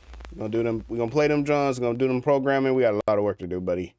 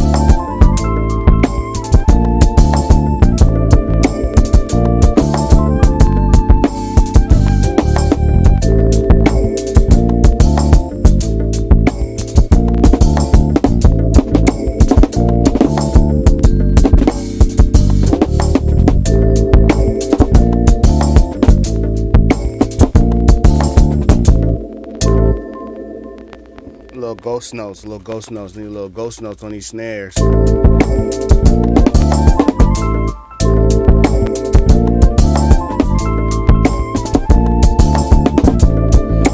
gonna use this keyboard instead because I can set my velocity very low. Yeah, let's do that. Oh, that's a good idea, Chris. Let's do that.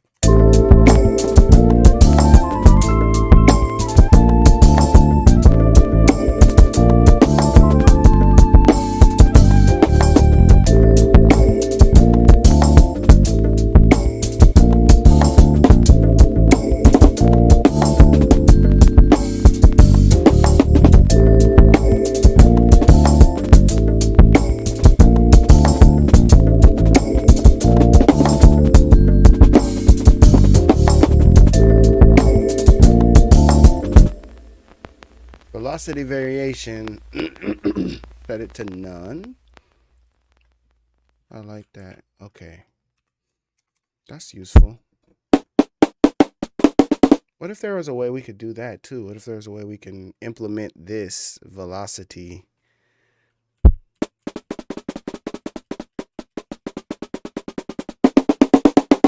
See, I can't play that lightly on my MIDI keyboard, but I can set it here.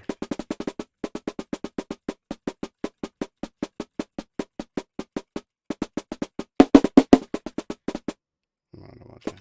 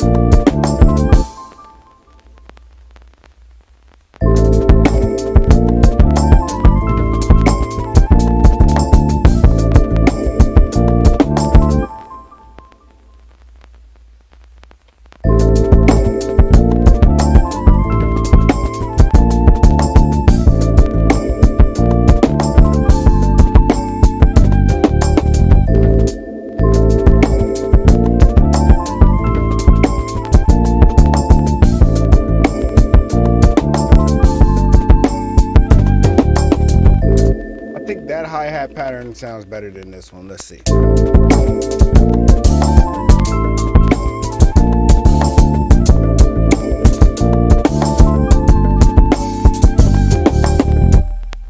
Let's see.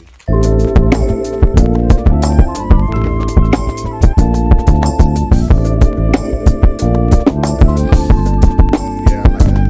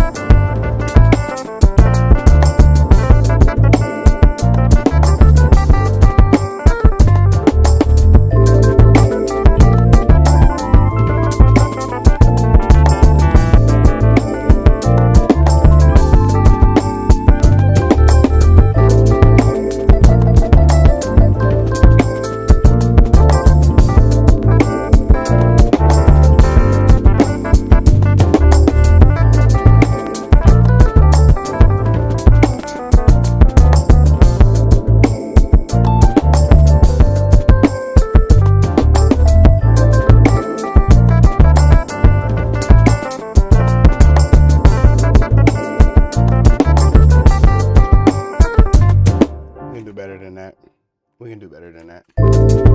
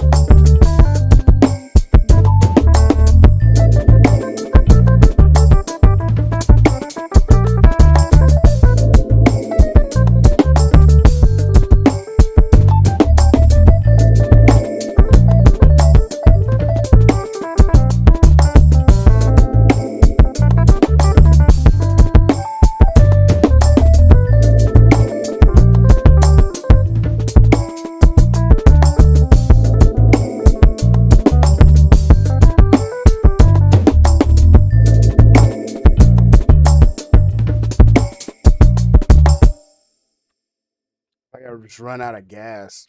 And I didn't hit record. But if I hit record, it's not gonna come out like that. It's not gonna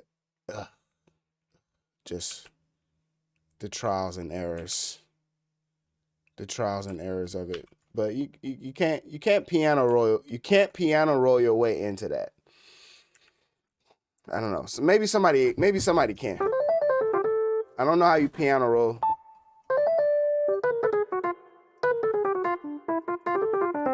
I don't know how you piano roll your way into that.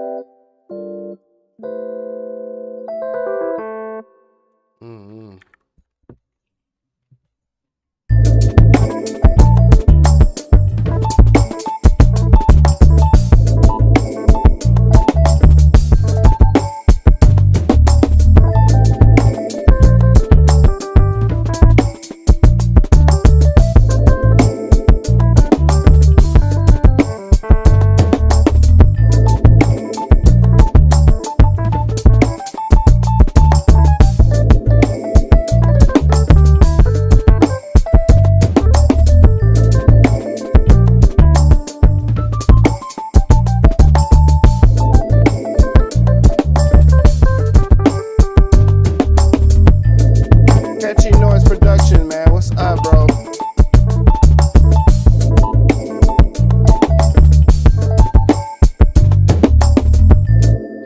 Just trying to do some playing here, trying to get something jazzy going.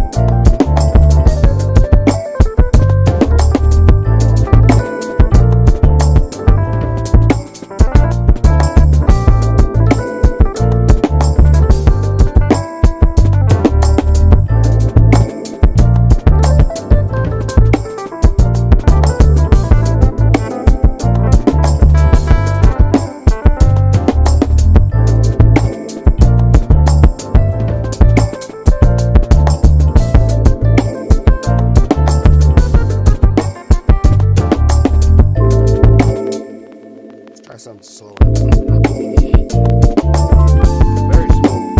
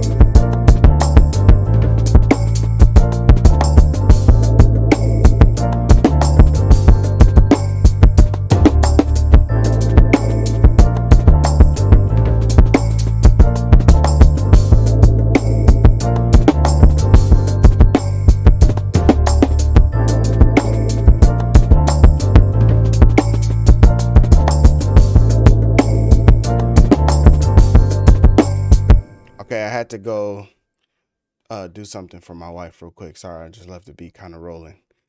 All right, so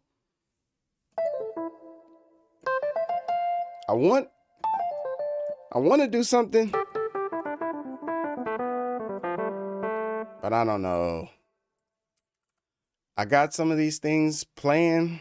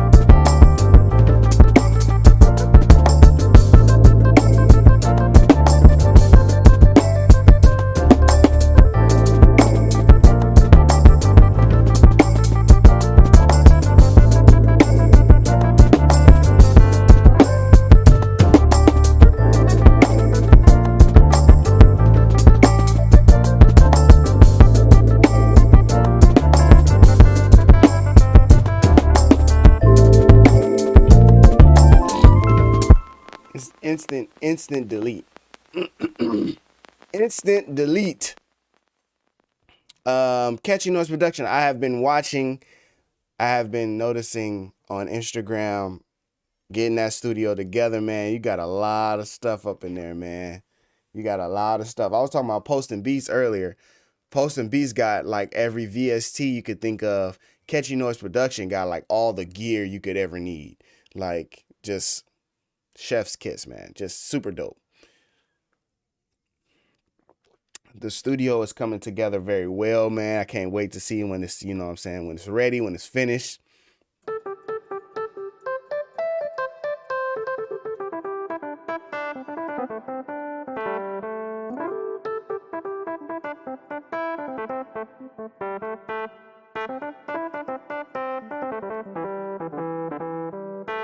See, it's the record button. It's literally when it's recording. It's the audition is fine, but it's literally when it's recording is the problem. But yeah, what else you gonna put in that studio, man? It's real dope that you got that, that whole setup, bro. Like it's just everything is just looking real. It's looking real dope. It's looking real dope. And man, let me look at it real quick. Let me see this real quick. You know what I'm saying? Catchy Noise Production is definitely going hammers with it, you know what I'm saying? Let me see this. Woo! Look at this thing. Like a lot of people, I should do that. I should start that. Oh, Chris, you should do it. You should do it, and you should not, like, don't say you're gonna do it and don't do it. Like, actually do it. We should start a situation. Hold on, I'm gonna make a whole nother thing right here. I'm gonna duplicate this. Okay. And then I'm gonna drag this out. We should do a whole thing where we just look at people's setups. We should do like a whole thing where it's just like, oh, we're just gonna check out their studio setups. You know what I'm saying? And just cause like there's this one dude, he does like computer setups. So he looks at like the computer setup in general, like your desk setup. But like his is just like, it's not really a lot of music people. It'd be like gamers and like coders and stuff like that. So if we did it, we could do it on our side. We could do like music production, like, oh, okay, let's check out the studio kind of type situation. I think that would be dope. All right, so we got right here, we got Catchy Noise Production. I guess what I could do is just open this guy all the way up. I could just do that, right? I could just open this all the way up. And then I'll put my face on top because I got the green screen. There we go. Then we could just green screen with it.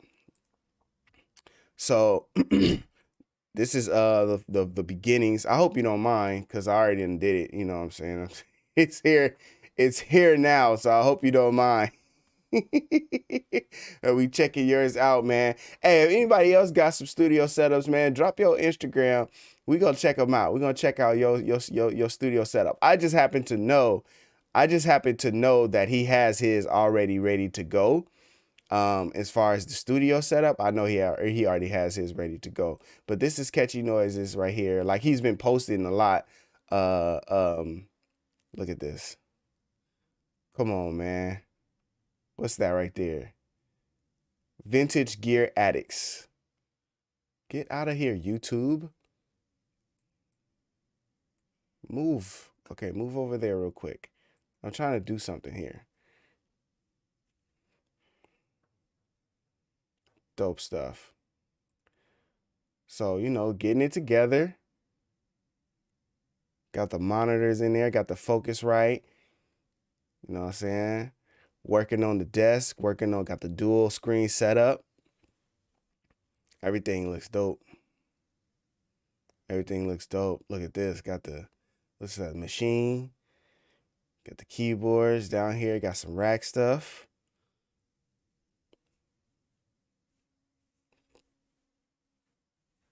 Do you see this? That's it right there, man. I mean, like, even the computer desk, like, hold on, he had it in here, like, putting together the desk. Even the desk is, like, nice, like, really nice desk, you know, set up, everything. Took some time, changed up the look of it, put the vinyl in it and whatnot. You know what I'm saying? You should see my desk. I don't even want to show, after looking at this, I don't even want to show my desk. I don't even want to show mine. Like, I got my keyboard right here. Like, this is definitely not no studio desk, like, by far. But, you know what I'm saying? Catchy Noise Production is definitely hooking up the studio, man. Definitely hooking it up. Definitely doing it right. And, yeah, if you go to his page, you can see the entire process of him, you know, putting everything together. So now what's this? Is this like old studio? Is this like how it was before you relocated and stuff? I think this is how I was looking before. And even there, like, you know what I'm saying, it's dope. So to go from that, looks like you got a little bit more room up in there, you know, for you to, you know, spread out and do your thing. Super dope. Come on, man. Who else got the studio? Bring it up. Let me see. Let me see if Gray Keys. Let me see if he got his studio or anything. I don't think he do. I think he more so. No, stop. Oh my God, where are you going? What's happening right now? Am I in, man, where did I go? Is it the Great Beyond? What's happening? I was just trying to move the screen to something else. Let me see. Rise and create.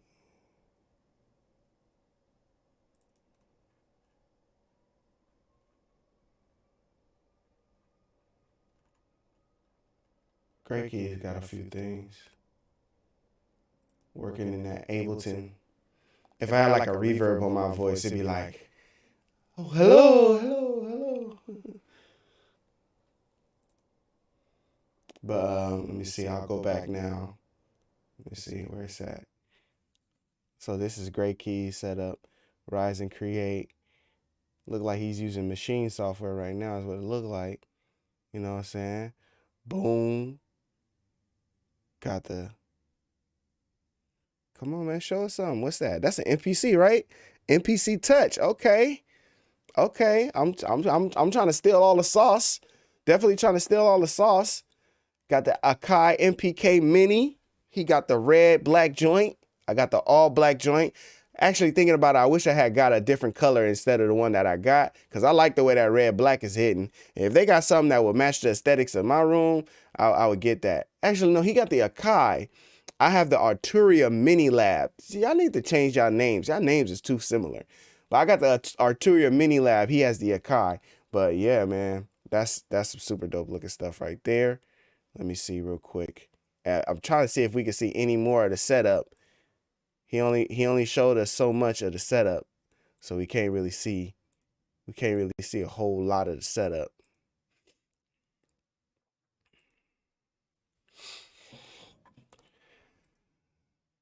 Let me see real quick. I'm gonna go see if I can find another video of him showing the space. Got the Akai. Okay, let me see what's another one of my music production buddies. I've been checking out Kenny Mac on here. He got a real nice. So watch this, y'all. Let me show y'all this. This is real nice. Look, watch this. Look at this. Ooh. I mean, he got that thing looking nice. Look at this. We got the mixing. We got the mixing console. We got the mixing board right there. Digital mixer. We got piano. You know, we got MIDI keyboards. Got 2 MIDI keyboards. We got, man. Can I zoom into this thing, man? Oh, I can't zoom in. It's gonna act ridiculous. Oh, I zoomed in a little bit. But I like his monitor situation. Like, the monitors is coming down, looking down, you know what I'm saying? So it's easier. He ain't got to straighten his neck and, you know, keep it where he need it. Nice big size monitors too. Like, those things are huge. Yeah, I think that'd be dope, Sasha. I think it'd be dope. We got to figure out a way that we could do it, but I think that would be dope for sure. For sure, a way that we all can, you know what I'm saying, add in some stuff. But I like his setup. I like everybody always got to have some kind of ambiance, you know what I'm saying? He got the red and blue lights in there, ambiance. We got the sound panels on the back, give it a little bit of ambiance. Y'all probably can't, okay, well, y'all can't see it on here. Here y'all go. Got the red panels. Got the red lights and the panels on it, you know, working it out, man. It's a nice setup. It's nice for sure. It's a nice setup. Let me see what else we got up in here. Here we go. You can see some of the gear. I'm really down for this, man. I really think we should. I think we should start I think we should do that where we B-Chew says, yep, monitors are nice. I didn't even think I seen the monitors really. Let me see it. Where we go through and we look at studio setups, man. The music never stops. That's nice. Got the transport. Oh, man. What is his monitors? Oh, he got the big boys. Are those Atoms? Are those Atoms we looking at? I think so. He got the big boys. Got the nice joints. Let me see. He might have a post. He might have a post where he specifically shows the speakers. Ah, right there. Look at that. I like that too. Look, he got a vertical. I was thinking about doing that. I was thinking about getting a monitor, like a nice wide monitor like that, and posting it vertical because the rack, you know, the rack can just extend. So if you got a nice vertical monitor, that could be dope. So I like that. That's a good setup design right there. I have new Atoms and M Audio Pro hammers. That's all, man. I don't have any of it. I gotta figure out a way I can do some upgrade. I like the way his computer looks too. His computer kind of cool. Now I custom built my computer, so like it was like limited, but like look at that. I'm trying to pause it. I'm pressing on the wrong thing, but everything looks nice. I mean, this is some nice looking stuff. Nice monitors, good keyboard. Look at that. I mean, keeping it cool for sure. Keeping it cool for sure. What is this? This is 9 fans. 1, 2, 3, 4, 5, 6, 7, 8, 9. There's 9 fans inside of that computer. Keeping it cool. Man. Fly. I like the white design. And looking at the LEDs, I can tell that you probably have a software inside of your system that allows you to change the colors of that and stuff and just get all into it. And I'm telling you, if I showed y'all mine, it's a good design too because it's see-through and it's gray, so it kind of can like blend with the gray white, kind of can blend everything like that. Super dope, man. My buddy Kenny MC right here. That's what I'm thinking. That's what I'm thinking. But now here's the thing. So I have like, that would be a super huge rack, man. I got this 65-inch TV What if I did that vertically? What if I mounted it vertically? Oh my goodness. And use that as the, oh my god, it would be huge. No one else would have a display like that, like a setup like that. Like that thing would be huge. It should be the entire rack. Like that'd be super cool. Man, I want like a touch screen. I want like a touch screen monitor that I could do like that. With a third monitor, like a third touchscreen monitor. When I'm using Reason, I can just scroll on the rack touchscreen just to get some tactical feels and stuff like that. I think that that would be cool. I think that would be cool. But y'all know I'm always just looking for the cool stuff, man. But yeah, check out my boy Kenny MC. And then I know that I'm gonna do it, and I'm gonna actually reach out to people because I don't know, he might be like, man, I didn't want you to show nobody. I didn't want you to show nobody my stuff. What you doing, Chris? Everybody say that, you know. So I'm gonna push this back over here so we can have our original setup that we had it on. Let me see. Oh, I just gotta get the I gotta put the stream back. Okay, cool. Am I tripping? It has to be like this. Okay, cool. Now we can see the chat. Everything's back to number. Back to number. Everything's back to normal with the stream. But I think that would be cool to kind of show off some different studio desks in different studios and just kind of check them out and see what they got up in there. I have an ultra wide LG monitor. Chris, did you save the project? Yes, I saved it a long time ago, but I haven't saved it recently.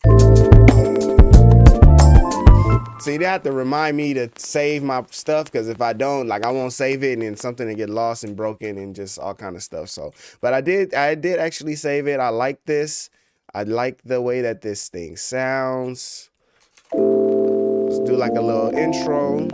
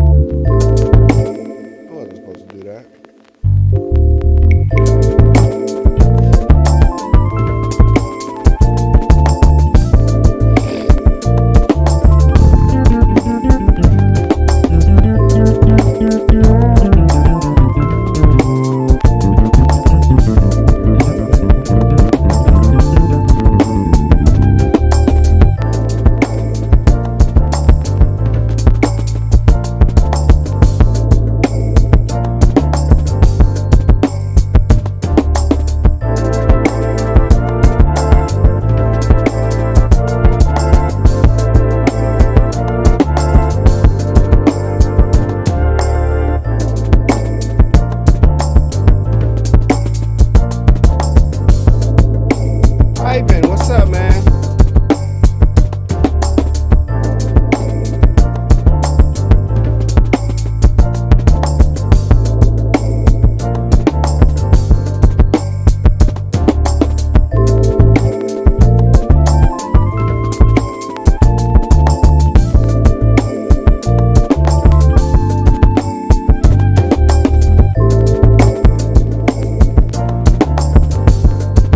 I'm still going, man.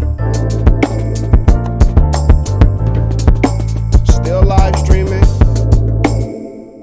Hey, Poston, do you have pictures on your Instagram of your studio setup? Can we look at it?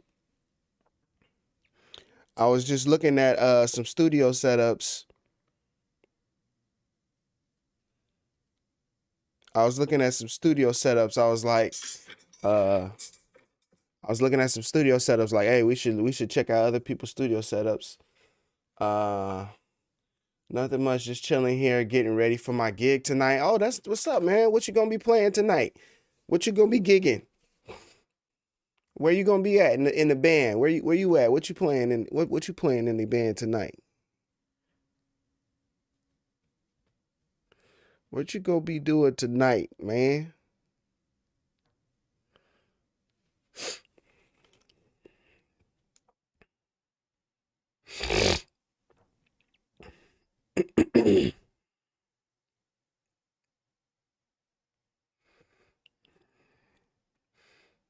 Damn. DJing at a strip joint.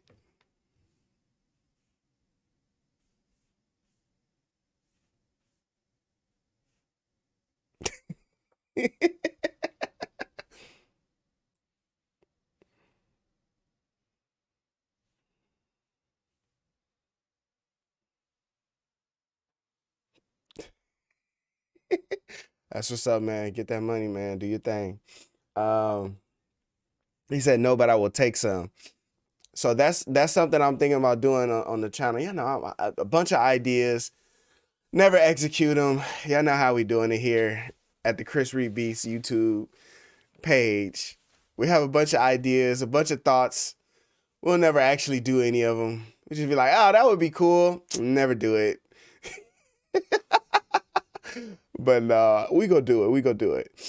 We gonna do it. We gonna do it. We gonna do it. Oh, he said check my DM. Oh, okay. Let me see. Check my DM. Dang, that was fast.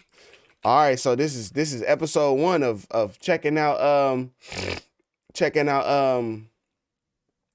what's it called? What is this? Curtis King. Look at this, Curtis King. I have to just do this one day too. Just go in and just. Okay, wait. I have one for this. Okay, there you go, Chris. Man, you about to mess up your whole little setup.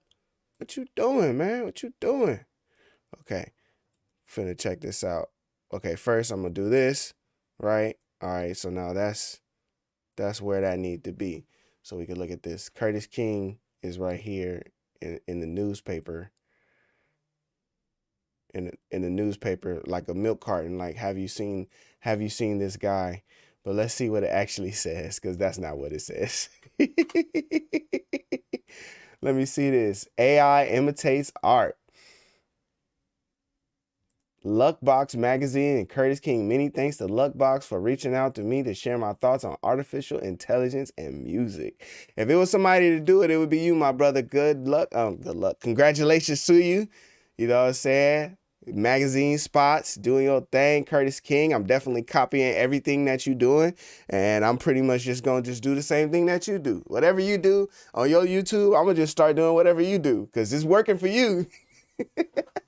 Nah, but good brother, man. Love that brother, and definitely appreciate, you know what I'm saying, everything that, you know, he's been helping me out with, and you know, support and encouragement, man. Just dropping gems all the time. So, you know what I'm saying? Good people, and congratulations to you on that. I'm trying to, okay, yeah, there we go. It's two of me. It's two of me here. Let me see. If I do this,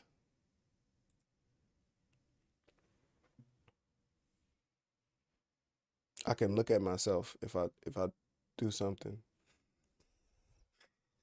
It's not supposed to be two. Anyway, I'm trying to just get to the actual thing so that y'all can't see all my DMs. Y'all need to be seeing all my DMs. Y'all not married to me. Only my wife need to be the one seeing all my DMs. Okay, so posting in the lab right now. Posting is in the lab right now. All right, let's show y'all what. Oh my God. Here it is. Here we go.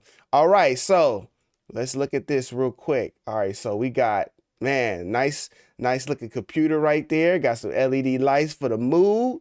You know, hey, it looked like a lot of people got these lights, these standing lights here. Is that the Elgato? I think that's the Elgato right there. I think a lot of people got them Elgato light key lights. That's what it looked like.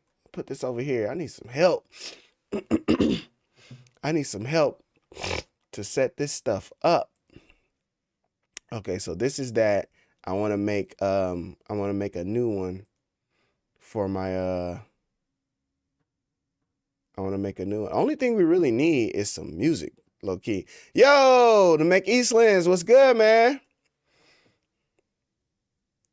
Hey, without your permission, we was definitely looking at all of your gear, and just like we was looking at all your gear in your studio and your Instagram, man. I hope you don't mind.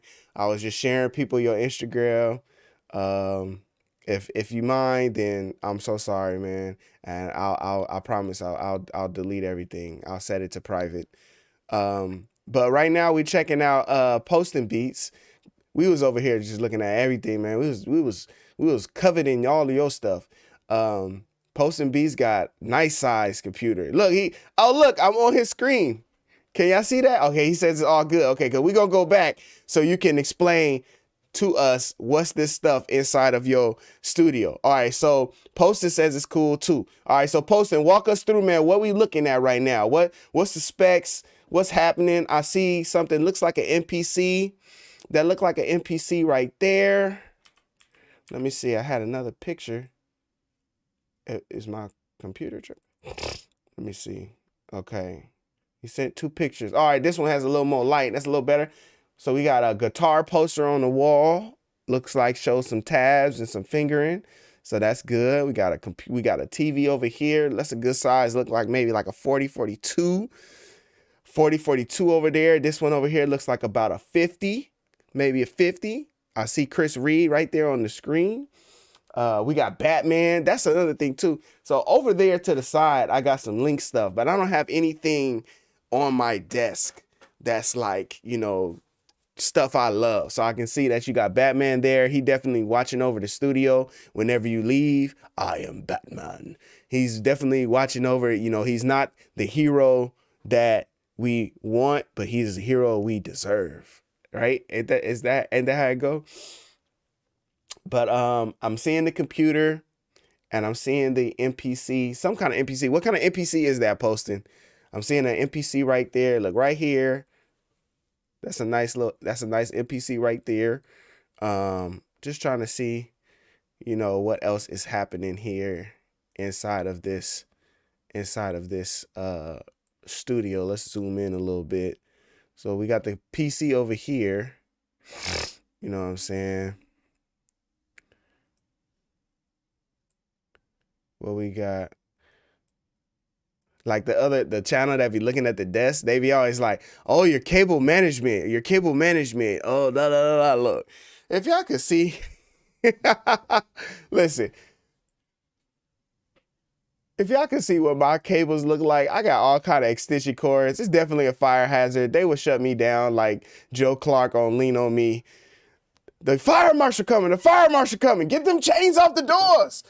They would shut me down right away. So, but it is dope when you see like a setup that's super dope. So we got the MPC Live 2, super dope. I don't see a MIDI keyboard nowhere. Is that Arturia right there that I'm looking at? Look like Arturia I'm looking at. Is that the Arturia that I'm looking at? It looked like it is, but I can't tell. I can't tell for sure.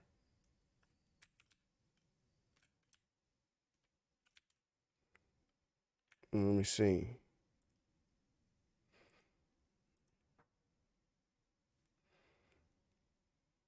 I think that is Arturia. Posting, you brave, man. He sent the DM right away. Like, hey, I ain't finna clean. Man, here it is right here. This is studio.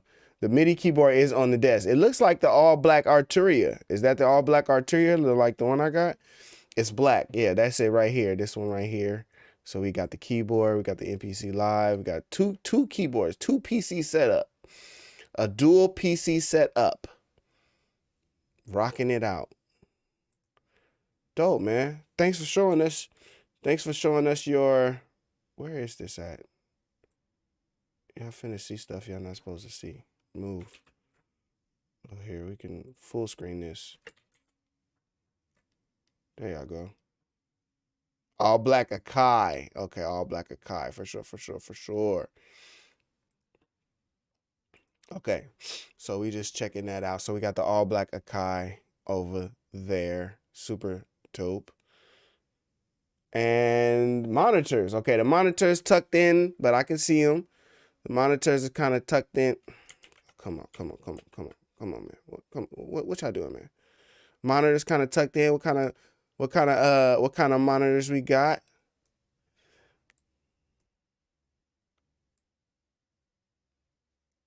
kind of monitors we got? Let me put that music on. I'm gonna go back over here to Reason. I'm gonna put this music on low in the background.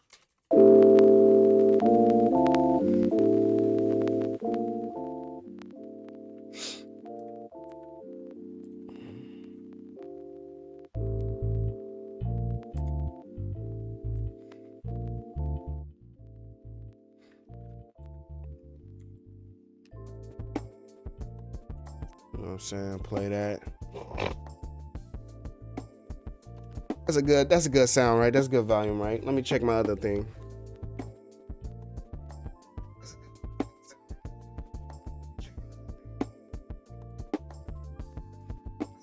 Well, now I'm just loud like I always am.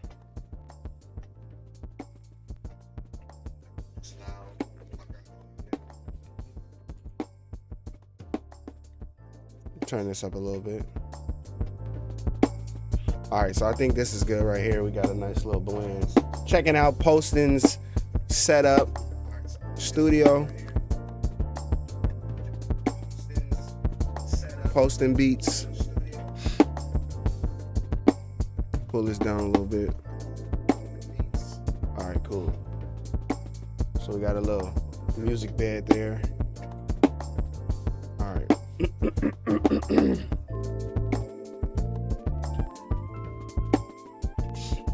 Let me see. All right, so for now, let's see. Mick Eastlands, you still there? Because I wanted you to go through some of this stuff, man.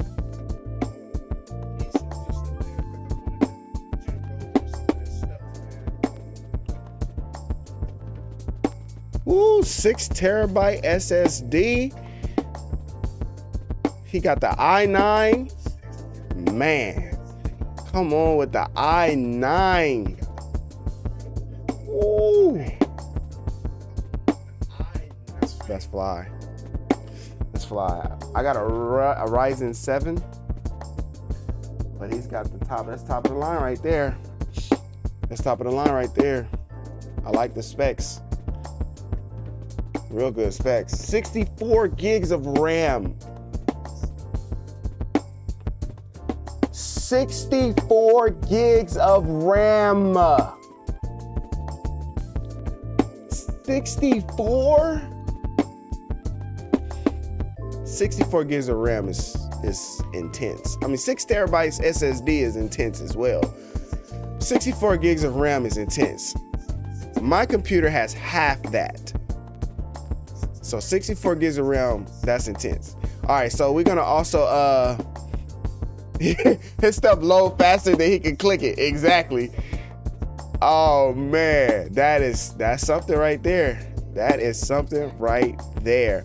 Okay, so what I need to do is I need to just implement something that I can just use real quick to kind of hide my screen as I'm going in and out in between.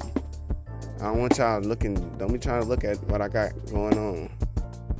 Okay, boom, I just pull up this little fake reason image, and I'll put that right here. So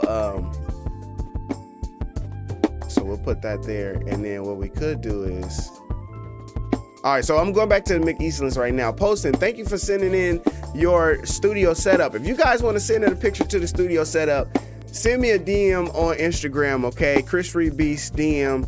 DM me a picture of your setup, okay? And we're gonna look over it. We're gonna check it out. Your desk setup. You know, we're gonna see what y'all working with. And then, all right, cool. So I can just do that. All right. So now I'm gonna go back to the Mick Eastlands. I'm gonna go back to the setup because he's here now. I want him to kind of run through some of this stuff. All right. So, sir, tell me what we're looking at in this image here. What are we looking at right here? Hold on. Let me fix this. This one.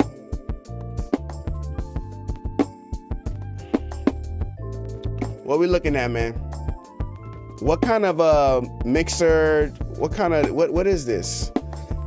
I can only see certain parts of the word, but it's definitely a nice transport system, something fly that you can use to, you know, mix and organize and, you know, move around on your software. What is that right there? What's this thing called? It's nice. I've seen this computer, the Icon QCon Pro. Yeah, whoa, that's a name, boy. They got a name for you. They got a name for sure. The Icon, Procon, QCon, Exxon Mobil, 87 on the gas, 91. Icon QCon Pro X. Oh my. Whoa. Icon QCon Procon. Don't get conned. X. And this is it's a controller. It's a control surface to control your DAW. Super dope, man. So it looks like you can like stack them together too or something. Like I have a picture here I'm looking at. Somebody got like a whole bunch of them. Let me show y'all now. I guess you can kind of like add them together. Yeah, 8-channel extenders. Look at that. Wow. So this is the main base. And then these are the channel extenders. You can extend it out. That's super dope. All right, so I never heard of that thing, so was just checking that out. So that's dope. Icon 61 key controller. So you're Icon guy. So you like the brand Icon, because I've never heard of Icon. I never heard of Icon. But you got the MIDI keyboard. You got the MIDI keyboard and you got the transport. So that kind of lets me know that, you know what I'm saying, you like Icon. Has a nice sleek design, not too pricey. Okay, for sure. And then of course he says I have one extender. Oh yes, we saw that. Let me see. There's another picture. You can see it. Oh, he does. Look at that. He got the extender right there. Oh, he said I'm an ambassador. Oh, super dope. Oh, that's super dope. So right there we got the Icon QCon Pro X with an extender. All right, dual monitor setup. What's the size on these monitors, man? What's the size on these monitors? We got the 2 monitor setup. You know what I'm saying? We in there. I see some panels on the wall. We got some artwork on the wall. Oh, the speakers. What speakers are those? I think they're Adams. But that's super dope. I'm gonna see if I got anything where I could show y'all my setup. I'm definitely not gonna. I could. I ain't worried about y'all. Care what y'all Icon QCon Redon. Adam gang, 3 monitors. There's a third there is a vertical monitor. That's right. There's a vertical monitor as well. I think I saw that in another one of these posts. Right here, you can see the vertical monitor. And then we got that monitor. And then we got that monitor. We got a monitor for every part of Reason. We got the rack, sequencer, mixer. If you're gonna do it, that's how you do it. If you're gonna do it, that's how you do it. Right? Dope setup for sure. Dang, yeah. 240s and a vertical 32. 40-inch. 240s and a vertical 32. Oh man, I appreciate you, Kenny, for letting us check out your setup. I appreciate you posting beats for letting me check out your setup as well. Catchy Noise Production also let us slide through. We checked out the studio setup as well, getting it together. Catchy Noise, you kind of inspired it. You kind of inspired us to check out some more of these setups because you let us know you were working on yours. So studio setups, man. Super dope. I guess one of these days I'm gonna have to check out these Adams. Hey Chris, gotta go. Good stream, dope neo soul vibe. I appreciate you, Sasha. Thanks for all your help as well and your suggestions. I always appreciate them, man. It's good to see you, man. Take care. So he's got he's got the Adams. Oh man, I'll have to check out these Adams, man. What they gonna run me? I think nah, don't make excuses, Chris. Oh Lord Jesus. What y'all trying to do to me? Oh Lord. Oh Lordy, Lordy.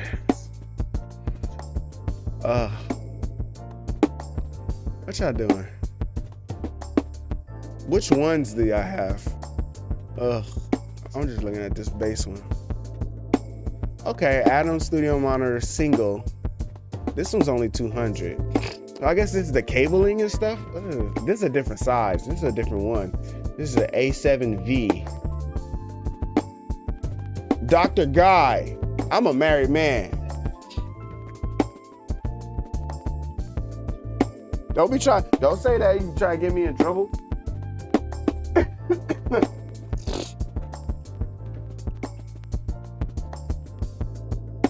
Oh, my mom just sent me a loving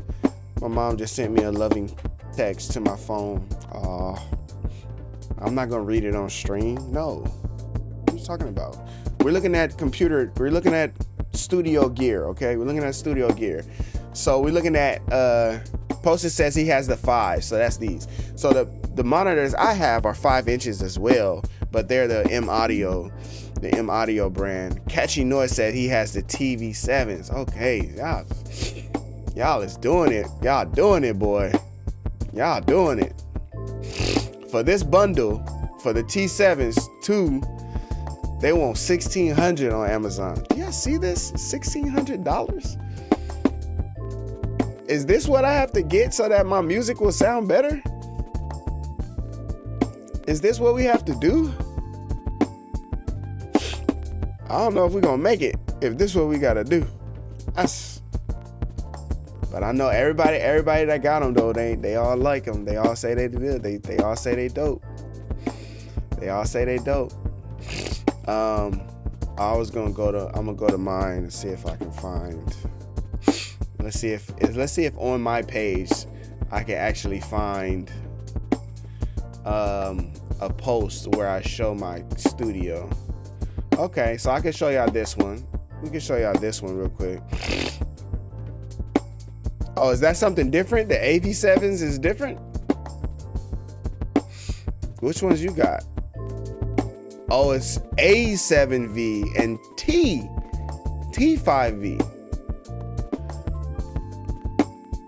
Oh, he has the T. Okay, so the T's are different. Okay, so the T's are different. Okay, for sure. So this is the T model. This is the T model, and here is the 7s, and here's the 8s. So 8s will run you $300 a piece, and I'm familiar with that from like my buddy has some Yamahas. Do you feel like the 5s give you enough bass where you don't need like a subwoofer and stuff like that? Mick Eastland says that's what he has. The 7s, the T7V, 250, 500 for the pair.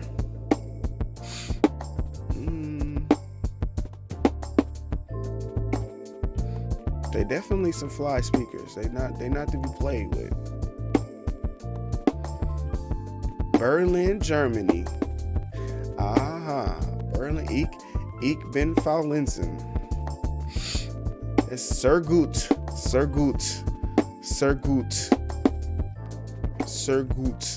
Alright, so I'll show y'all my video then at least.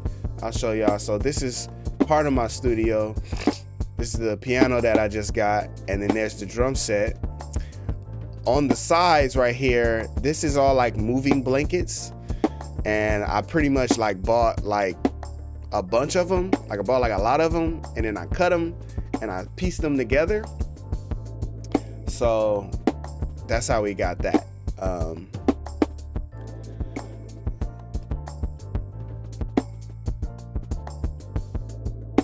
I'm just listening to the beat right now. But Pops was there. He was hanging out. He came to hang out at the house, and I told him, I was like, man, I just cleaned the studio, man. I got everything in order and straight how I want it. You know, come check it out. He saw the drum set. He's like, oh, I gotta play. So we started playing. I played some piano. We played some Prince. We played some Music Soul Child. We tried to play a few little different things with my dad. So we got that right there. In the studio, what else we got in the studio that I can show from this picture? But I ain't got nothing fly though, y'all. Everybody got some real fly stuff. I ain't got nothing fly like them now. I ain't got nothing fly. But I have some guitars. So I have an acoustic guitar, electric guitar, bass guitar. They're all right there. Here's my bass guitar, electric guitar, acoustic guitar. I got some speakers that came out of my car because the amp blew out, so I just took the speakers out, you know. I don't have it, bro. That's the thing. So you asked me about it before. We gotta talk offline. I don't that's gotta be a conversation we gotta have one day too. Conversation on ASCAP, BMI, all of that stuff. We gotta have a conversation about that stuff one day on this channel as well. But right now, I don't have that information, man. I know I used it. I know I did it before. I know I registered. I've registered in the past with both before. ASCAP, BMI. And I think that there is an annual fee that I'm paying on one of them. I think there's an annual fee I'm paying on one of them.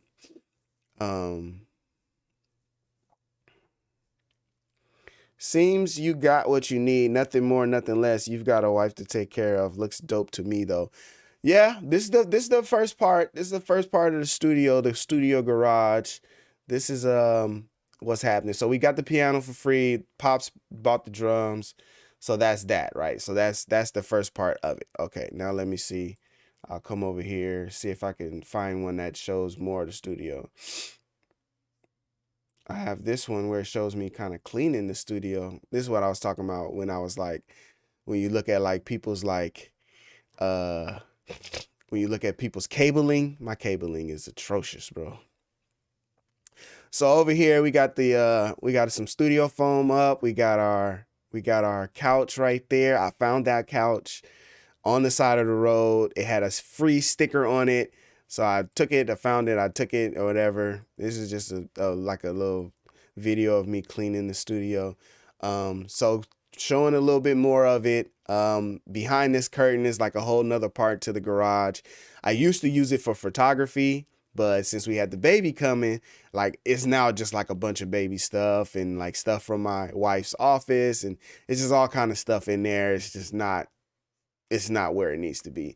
But got the free couch. The couch is a 3-piece couch, makes like a little U design. I'm actually really considering moving it into the house because we need another couch, and it's nice. It's nice. Like I clean it, hit it with the little leather, hit it with the little Armor All leather care. It shines, smell good. It's a nice little couch, completely free. So that's that. So we got the piano over there, drum set. We talked about the guitars earlier, and so now we'll start to see some of my desk. If I can't find something with my desk, then I'm just gonna go ahead and move my camera so that I'll show you guys my desk since that's what we're doing today. Let me see real quick. Let me see if I can find one that actually shows more of my desk. We can kind of talk about the gear. And I move this thing around so much. So I think that's the problem. I think the problem, not the problem, but I think one thing I can say is I don't have enough content. Like I make a lot of content on my Instagram, but I don't have a lot of content showing my setup. And then, I think it's because I don't really like it right now. I don't like it. I don't like it as much as I wish that I liked it. I gotta do some work. I gotta do some work. Fatherhood gang. So all right, so I got this one right here. I can show some stuff. So we got the M Audio Key Station 88. That's what we rocking with. M Audio Key Station 88. I do have dual. Ben Bowman sent you a DM. All right, for sure. We go check out your studio setup. I do have kids come first. Absolutely, absolutely.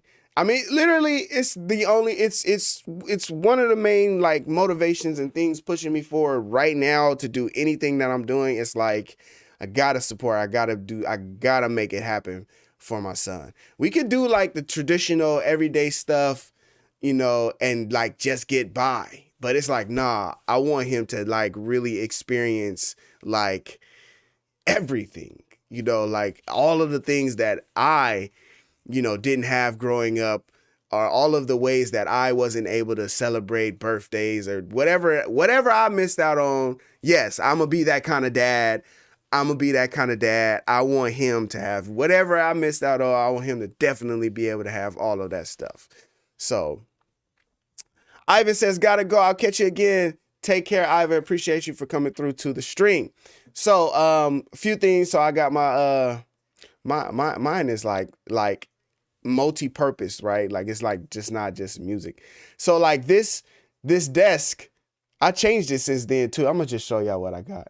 So I changed it since then. This is like you go to Walmart and you get one of them big long gray picnic little tables with the legs that pop out underneath. That's what that is. That's what that is.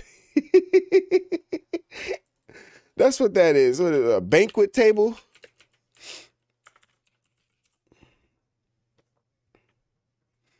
One of these. Yep. That's what my studio. That's my desk right there. Something like that. Yep, that guy right there. In this video, that's what that stuff is on. I think it's a bigger one than this one too, because this is like a 60-inch. It's probably a little bigger, but that's what it is. Folding chair, the legs pop out from underneath. Yep, that's what that is. My computer is custom built. I have a Ryzen 7 processor. I have 32 gigabytes of RAM. The Ryzen 7 processor is a 8-core 3.7 gigahertz clock speed, something like that. 32 gigs of RAM. I have a terabyte SSD, and then I have another 500 gigabyte SSD, and then I have some external, hard drive disk. But inside the computer, there are two SSD. Actually, I think there's three. One, two, there is three. So it's my main computer chip, which is a 500 gigabyte SSD, M.2. I think that's what it's called. I'm not sure. I know you're not sure. Nobody talking to you. But that is inside. That's the processing. That's the hard drive that runs the software, runs the program, runs the whole everything. And then I have a 1 terabyte SSD that's just in the computer.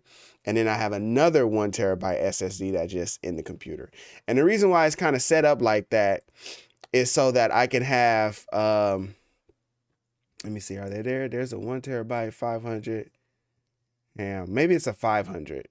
So I can have different things in each one is kind of how it's set up. So like Hamilton Inspired Media, that's my video production company. So like whenever I have like people who do video or photography, it all goes into there. And then Hamilton was Ham Media too. Like that's like stuff for music production and stuff like that. So I have different parts for different ones. I was supposed to have been getting Posting Beats SSD card a long time ago. I had to put it on pause, man. I had to put it on pause. Let me see what else we got up in here. So I think that's all I got for that. I think the best way that I can actually show the studio setup is to actually just show the studio setup. So what's cool about Let me see. What's cool about the setup right now is I have this really long cable for my hold on. I might have to switch audio so y'all can still hear me. Okay, hold on. Check. Is that this? Focus right. What is that? Bring it right back, right now. Bring it right back. Okay, so let me see this real quick. I'm gonna pause this one, and then I'm using this. This is the microphone from like my camera. Bring it right back, right now. Bring it right back. Oh, y'all can actually be hearing me when I be doing this crazy stuff. All right, cool. So, all right, so yeah, forgive me. Let me see. Here we go. Okay, so if I switch to this one. Check. If I switch to this one. Let me see. Jump out of there. Ooh, baby. Ooh, baby. Input capture. Blue dot. Focus. Yes. Okay. There we go. That's the one right there. All right. So, trying to pull out a little bit so y'all can see what we got going on. Hopefully, nothing break. Let me see.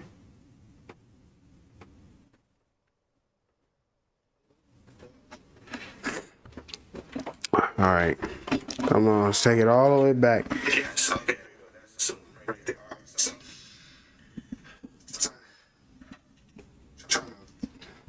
Look at this. All right. Hopefully not. There we go.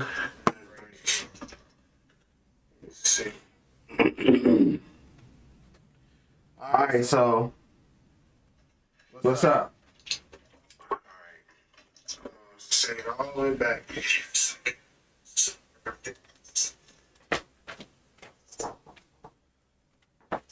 All right. So here's this.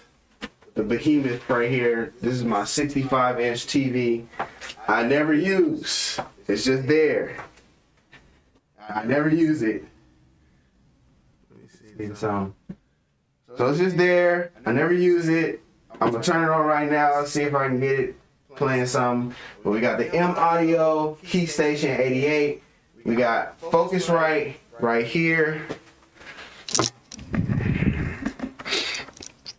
Focusrite, you know, little, you know, interface. Get the job done, what we needed to do. Got the M Audio, okay. Screen's coming up. I can hook it up to my Reason. I've done it before, but I'm not gonna do it now because it just messes everything up. Here you guys are. Y'all can say hi to yourselves. There you go.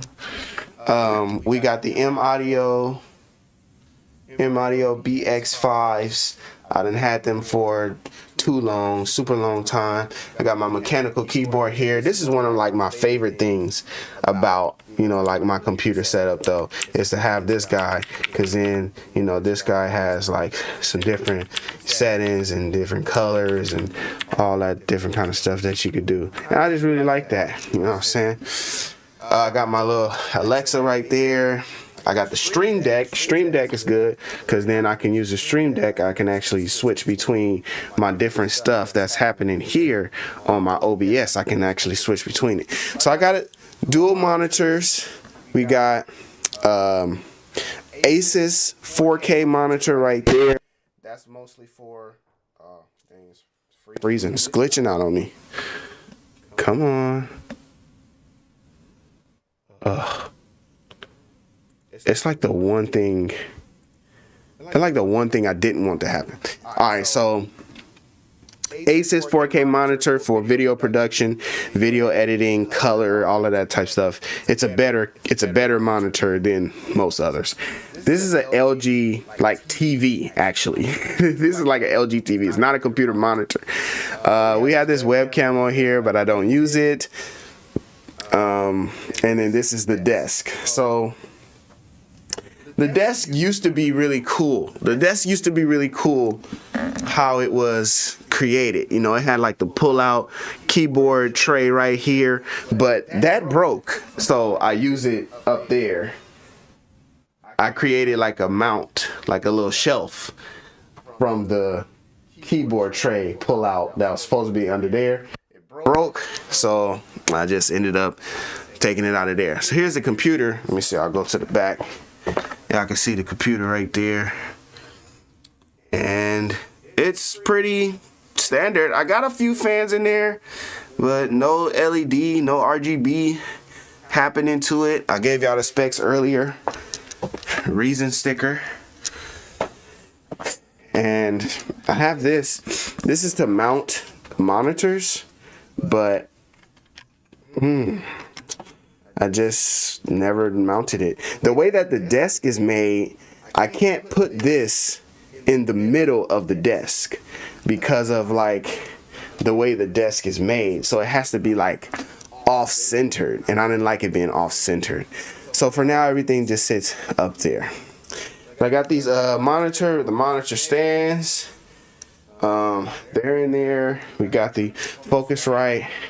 And yeah, I got some of this. I have like very sensitive skin. So like a while back, and you can see it on my videos, I'm actually like very happy about this now.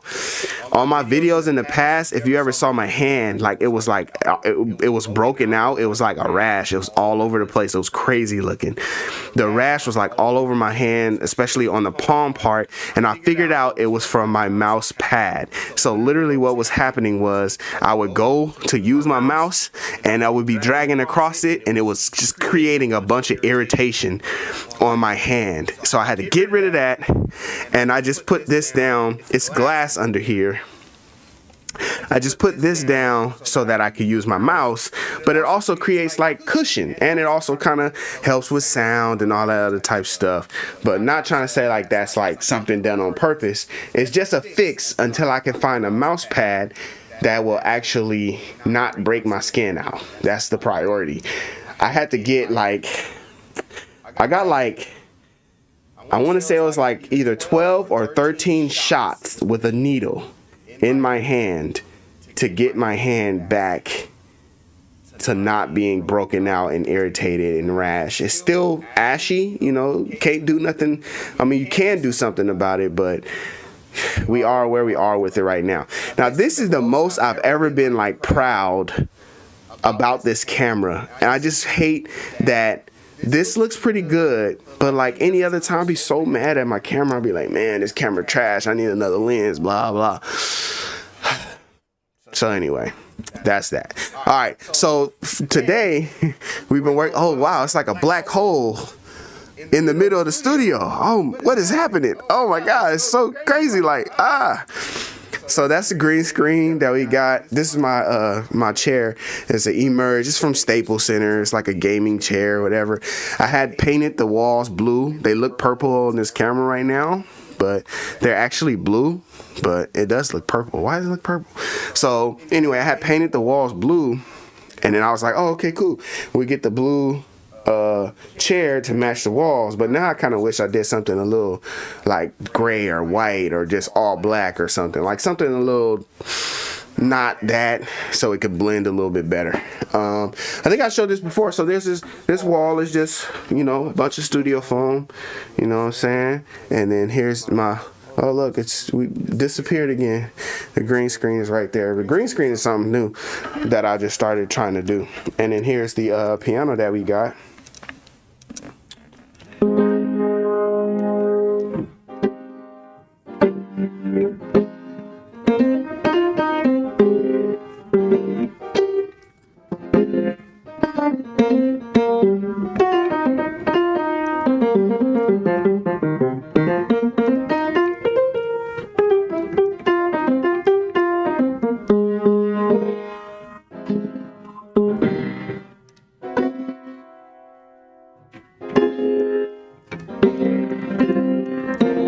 So anyway, hard to play with one hand standing up holding the camera, but yep, that's the piano that we got, you know, right there for the studio. Sometimes it acts as places for me to hold stuff, and I'm not too proud about that, but you know, that's just what happens sometimes. So sometimes it ends up just being places where you hold stuff. So there's that couch I was talking about, and I'll show y'all real quick here.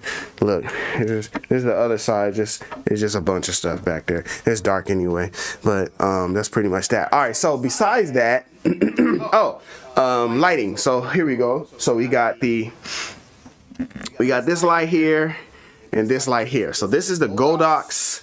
It's like a studio photography light, SL60W, Godox SL60W, and that light really does help give you like a soft light that like helps to like light the subject. You know, key light is what it's called. It's a key light, and it really helps. It has that grid on it so that it's not putting a bunch of light to the background. So when I really want it to look really dark, that's what helps it do that.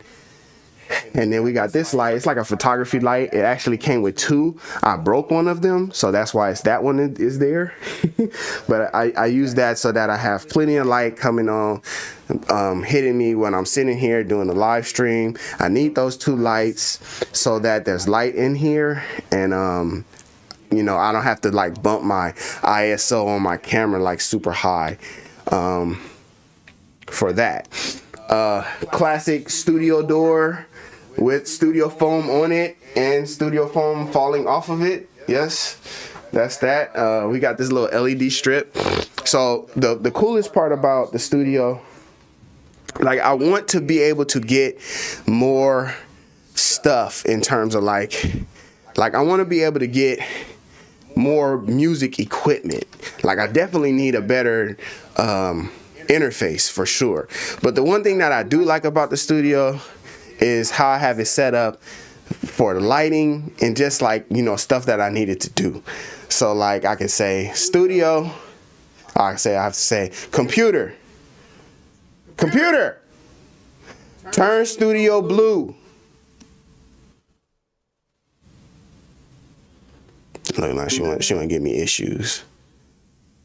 Now Alexa want to give me issues like I didn't watch it. Thank you, man. Good grief. Computer main light off. Alexa trying to give me. Main light isn't responding. Please check its network connection and power supply. See something going on with Alexa. She mad at me like I ain't been doing the dishes or something. I don't know what's up with Alexa.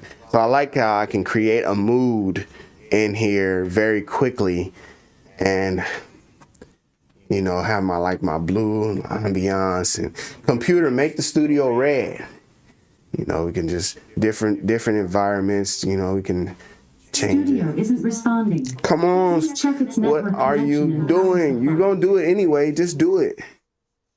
Here we go. 3, 2, 1. I'm gonna do something else with this too. These lights are GE. They're like GE LED strip lights. I like them, but it's like they're kind of pricey, and some of them are already dying. But I like them. I want to put them somewhere else and do something better with that, because that's not. So it's like, it's a weird space, right? Like, where it's like there's so much that could be done with this space to make it more, you know, better. Oh, here's a drum set that could make it like better. Like, oh, now you turn red. Okay, cool. It's just something else we could do to like invite and like build this out better. I think that there's definitely a better setup that could be done, but this is what we're working with now. But I like this too, because I made this little mirror. I put this mirror here with the studio foam, so that's that for the drum set and the area over here.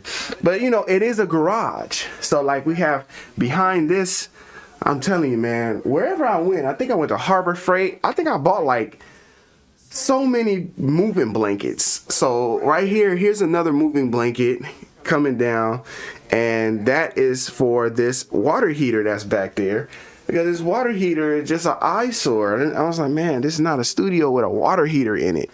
So I had to get rid of that water heater. I had to hide it some kind of way. I think like looking at it right now, like I probably should move some stuff away, but it's been good this far, so let's keep letting it be good. The first thing that I did in the studio was this guy. And you can't even really see it. It doesn't even really give it justice. Look at that. That's the first thing I did. So what I want to do, I want to replace the LED lights that are up there because they are not voice activated. They are not Alexa activated. So when I tell it, oh, change colors, they never change. They're just always whatever color they are inside of the app. But like I could get my phone and I could change the color and that'd be cool. So this is like helpful for, it's if you ever see it, they have like a lot of these videos that show you how to make them, like panels. You know, you get the insulation, you get some fabric, you get some wood, and you create a box, and you put your insulation inside the box, and then you mount it, and it's a cloud. It's a sound cloud. It's a cloud of, you know, absorption to help absorb some of the sound. But it's a huge garage. Really, it's really just for looks. I just like the way it looks. When I walk into the studio and I see it, like, it inspires me because it looked like it's really doing something, but we know it's not really doing what it need to be doing, in other words. But it is what it is. It is what it is. It is what it is. You gotta fake it till you make it. You gotta do what you gotta do until you get to where you need to be. You know what I'm saying? Oh, that's cool. I got my little light. So that was the first thing I did was this. The second thing was actually this. So these are like spotlights or whatever. And I would like shine them on the drum set now, or I would like shine them on the couch so that like it could be dark in here, but people could still have some light. I don't like them for video because they flicker. Like if I turned, well, I don't have the remote to do it, but if you dim it, because they can be dimmed, but if you dim them, then they flicker. It's like they flicker in the camera like this. So I don't like that, but I like how that was kind of, you know, like standing in front of it illuminated me. So it's like working like a key light. It's working as a key light right now, where it's like it's lighting me up, and you can see this behind me, but I'm lit, but I'm lit, but everything else is dark and moody, and I like that. I like achieving that image. That image to me is just super cool. I just see all of the YouTubers and stuff like that, how they have their stuff set up, and I just think that that's really cool to be able to have it, you know, with this like Rembrandt lighting. Okay, the light is coming in at this angle, it's creating a shadow over here, and you know, I got other lights for like hair lights. I guess like, yeah, if you turn around and use it, now it's operating like a rim light or like a hair light. So just depending on the positioning of it, it changes what it is. But it is a warmer light. It's more tungsten, more yellow, more orange. But the camera just compensates the temperature, the white balance. So like now I can see my face is back the right color, whereas before I looked very yellow, like I was in an episode of The Simpsons. So hey, I hope y'all don't mind this. This is the kind of stuff that I really like. This makes my heart happy. Like talking the details makes my heart happy. Like looking at the studio setups, letting y'all check out my studio setup, going through y'all studio setups, talking about camera stuff, YouTube stuff, that just makes my heart happy. Making the beats makes my heart happy. Teaching and stuff makes my, like this stuff right here, this is everything right here. So I hope that y'all enjoyed that little look into my life real quick. Trying to see if there was something else I wanted to show in the studio or not. But yeah, so if I ever hit 10,000 subscribers and my monetization goes crazy or something, I will definitely be getting some new studio monitors and stuff like that. But until then, we just gonna keep it chill with this. Oh, I didn't talk about that, I guess. Computer main light on. Give me my light back. There we go. Give me my light back. Okay, now fix that color. Come on, Sony camera, do what you got to do. All right. All right. Come on. All right. Well, anyway, Blue Yeti microphone. Over here in the corner. Over here in the corner, we got this. What's this? We got this. It's like a bin. But the bin is full of like all of the stuff. So like, it's bad and unorganized and stuff too. This is like the behind the scenes right here. Behind the scenes. What's up, y'all? Welcome to MTV Crib Studio Edition. This your boy Chris Reed Beats. I'm gonna show you guys my setup right now. I'm gonna show you guys what we're working with.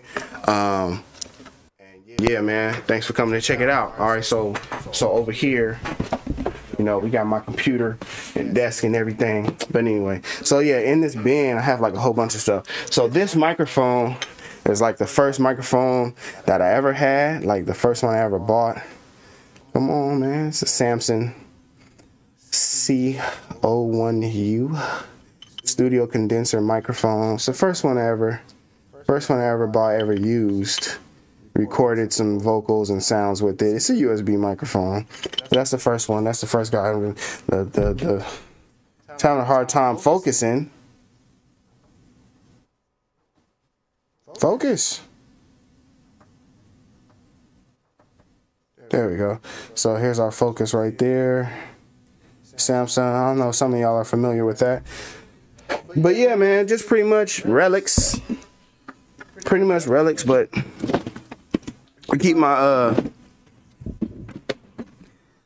my microphones and stuff in here.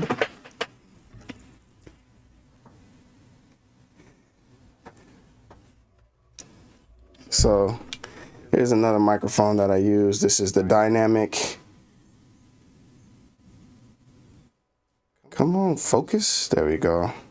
PreSonus PD70 dynamic microphones. Back when I was like, hey, I want to do like podcasting, and I was doing this like Bible talk show. I had got this mic, and then I liked it so much that I bought a second one. So sometimes I mic up the piano with this. Sometimes I mic up the drum set with it. It just depends on if I feel like pulling out all the cables and doing all the miking and everything like that. Then I will mic it up and I'll use this to mic it. It is very directional. It is very much whatever is at the top of this thing. That's the sound it's going to pick up. So it's it's a dynamic microphone, right? So it's very directional with it. Sound from the sides is not gonna pick up well. It's only gonna pick up well when it's coming directly from the top of that microphone. But yeah, so in here just have a whole bunch of all of the stuff, all of the cables and everything that you could ever use or ever need. Anything you could ever use or ever need for creating music in the studio. I think that's everything. That was like a real deep dive. I almost showed y'all my drawers or something. That was like a real deep dive into the studio there. Alright. So like, let me fix my, I gotta plug this back in too because this camera will die.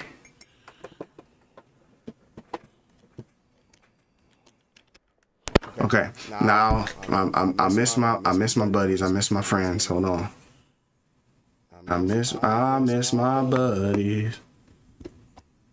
I wasn't able to speak with y'all while I was showing everything, but kind of want to just move that green screen, especially now because we're not using it. All right.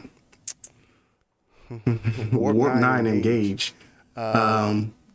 Try one of those ergonomic mice. Ben Bowman, he did tell me about that before. We still gotta check that out. Actually, this is too much. Just gotta get down. Go down. That's better. But now the green screen is doing this thing. Let's just turn it off for a minute. Y'all can just see this green. Yeah, I got the green screen, so now y'all can take it.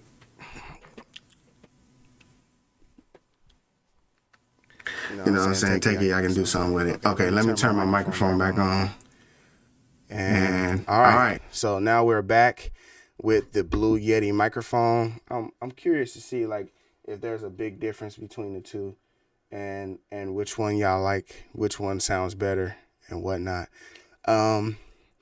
Says it's a great space, bro. Your setup is perfect for camera. Yeah, that was. It's like I came to the realization. I came to the realization recently that a lot of the stuff that I do and practice and learn about and study and research, echoing. What is it echoing? Check. It's a great space, bro. Your setup is perfect for camera. Oh, there's like two of them on here or something. Why is it? Why is it doing that?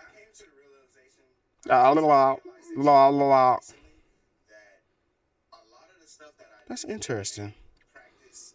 So now I gotta go in here and try to figure out why it's making that sound. There's a Yeti. Check. Oh, there's like two of them on here or something. It's gotta be. Why is it doing that? Oh, okay, here it is right here. Okay, let me see. No, it's on my OBS. I have two of the inputs. So, but I have my anyway, we figuring it out. Let me see. Check. Come on, fix it. Anyway, we figuring it out. That's it right there. Okay, cool. So, the other day I came to the realization that a lot of the things that I do is not like it's not lined up for like my titles or like lined up for like where I am. Like I was watching this video and it was talking about exposing music producers or exposing YouTube music producers, actually specifically like, oh, they're frauds, they're scammers, they're this or that. And some of the things that he was saying actually like resonated with me. Like I was like, that kind of sounds like you a little bit, Chris. Like, because of the things that he was saying in terms of like, oh, like they're trying to tell you how to do, like they're trying to tell you like how to sell beats, but they don't actually sell a lot of beats. Or like they're trying to tell you how to get a placement, but they don't have a placement. Or like they're trying to tell you how to make beats, but they don't have placements. They're not on sync. They don't have major label placements, stuff like that. And a lot of it is just like authority is the word. It's like the authority, like what gives you like the authority to talk about this stuff or have a YouTube channel, go live and talk about Reason or anything like that. And so I came to the realization that it was like, yeah, I think more than music producer, I'm just like an educator, like a teacher. Like in all of the things I do in my life, I'm always showing somebody or teaching somebody or educating somebody. I was a teacher at a school. I taught and I was a substitute teacher for like from kinder to 12th grade. Like I had like, I've been in every classroom. I did some substitute teaching for some years. I had my own classroom for 5th grade, 6th grade. And teaching was cool. Teaching was teaching. It was just kind of like, it was cool. It's in me. It's in my blood. But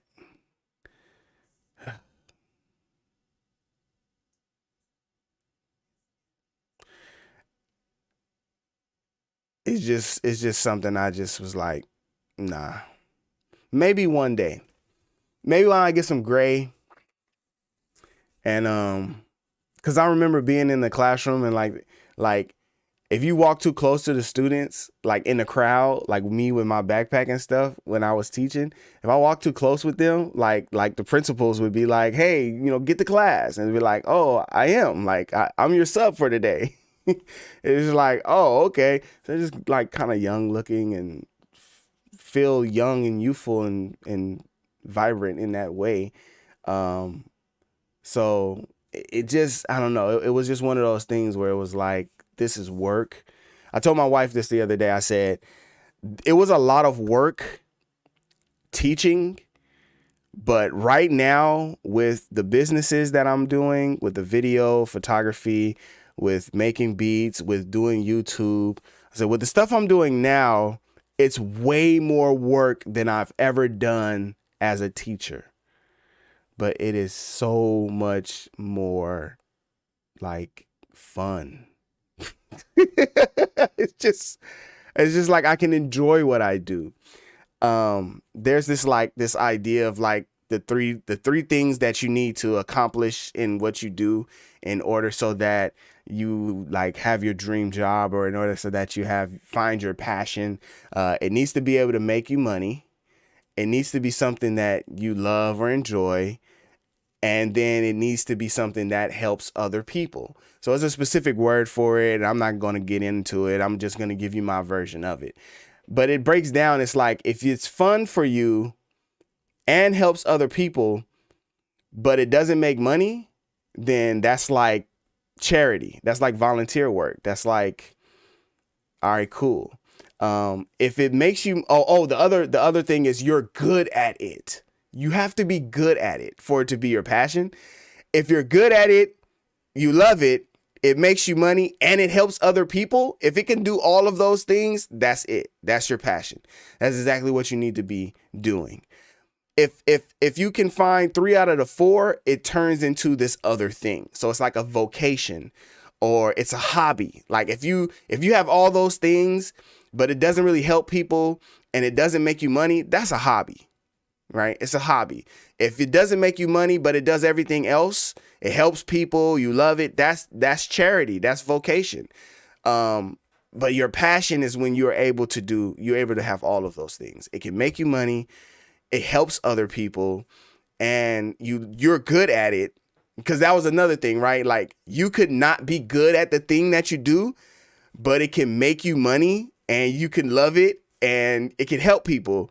But you actually are not good at it. And like, there's a word for that too. And it's kind of like a disservice that you're doing in that situation. That's what I feel like teaching in a school was for me, at least in this point of my life. It felt like teaching at that time really felt like, I'm not good at this, but I'm making money and I'm helping people. I am helping in some way, shape, or form. But I didn't feel great at it. I just didn't feel it. So it was like, it's not for you. So now with what I'm doing now, I'm telling you, it's like so much more work. It's so much more work, so much more effort, but I feel like I'm helping people. I feel like I'm good at it. I am trying to figure out some ways to make some money with it. I'm trying to figure out some ways to make some money with it. Let me see. Good at it, helps people, makes money, and you love it. Like, yeah, that's this. It fits all of those things. It fits all of those things. So as we just continue to work at it, what do you mean good at it compared to what? You have a skill. So let's do like exactly catchy noise. Specifically, let's say you have a skill that you've learned and you've honed, you've put the time into, and so you're actually like, you're good at it, you're skilled at it. Like, I won't say like, I'm not saying like, oh, I'm super good, like I'm just nice on the keys, bro, or like I'm just nice with this beat making. There are people that are way nicer than me in both playing keys and in both making music. But in terms of like, whatever I do that has you watching me, that's what I'm good at. I've put time into the craft. So it's been like, Malcolm Gladwell has this thing about 10,000 hours. I have put the 10,000 hours in when it comes to Reason, when it comes to live streaming, when it comes to helping people, teaching, stuff like that. I've put the 10,000 hours in. So I got plus 10,000 hours, but we put the 10,000 hours in. So it's that kind of thing. It's like, if we looked at it in the other direction, Dr. Guy, if we put it in another direction, we would say, you could just see people and you could say they are good at the thing that they do. Like, you know that they're good at it. You know, artists, painters, singers, for example, like You know, you think about like some of those really, really good, you know, vocalists that you enjoy listening to. It's like she knows how to hit that note. She's good at it. She is good at it. She has a natural talent for it. That's what I mean by that. Good at it. 10,000 hours in Reason. Yes, absolutely. Absolutely. How many years is 10,000 hours? Let me see this. How many years is 10,000 hours? It's 1 year.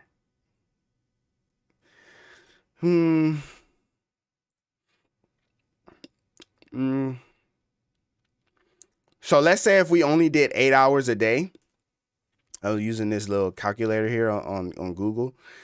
If you only do 80 hours a week, like an actual work week, right? Which would be 8 hours a day for 2 weeks. So that's 40 hours the first week, 40 hours the next week. That's 80 hours a week. And you did that for 48 weeks a year. 10,000 hours is in 2.5 years. I've been doing this, working at Reason, learning, studying, making beats in it for well over 10,000 hours. Okay. So what do you call something that you're not good at, but you're becoming good at? That's just what you are. I got to find the thing now. I got to find the thing and actually show it and share it because, okay, it's right here. Okay. I found it. I have to actually show you because I didn't create it. It's not, I just gave you my little broke down version of it, but just hold on. Just bear with me for 1 second. 1 second, because I'm going to pull up the little image here. I thought I had one set up for it. I'm going to pull up the image here so that you can see what it is that I'm talking about. With this whole situation. Let me see.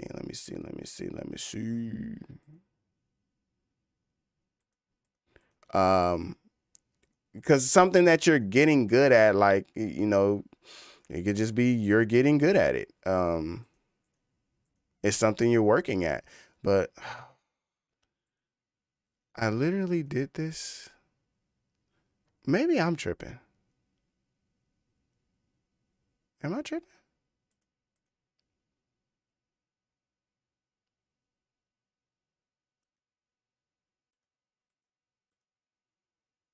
Okay, it's right here. Right? Oh, I have to move it over here to this side.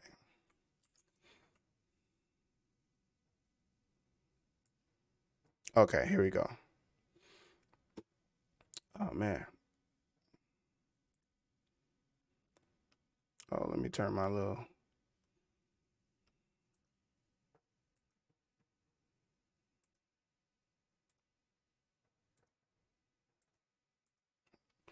Let's zoom in.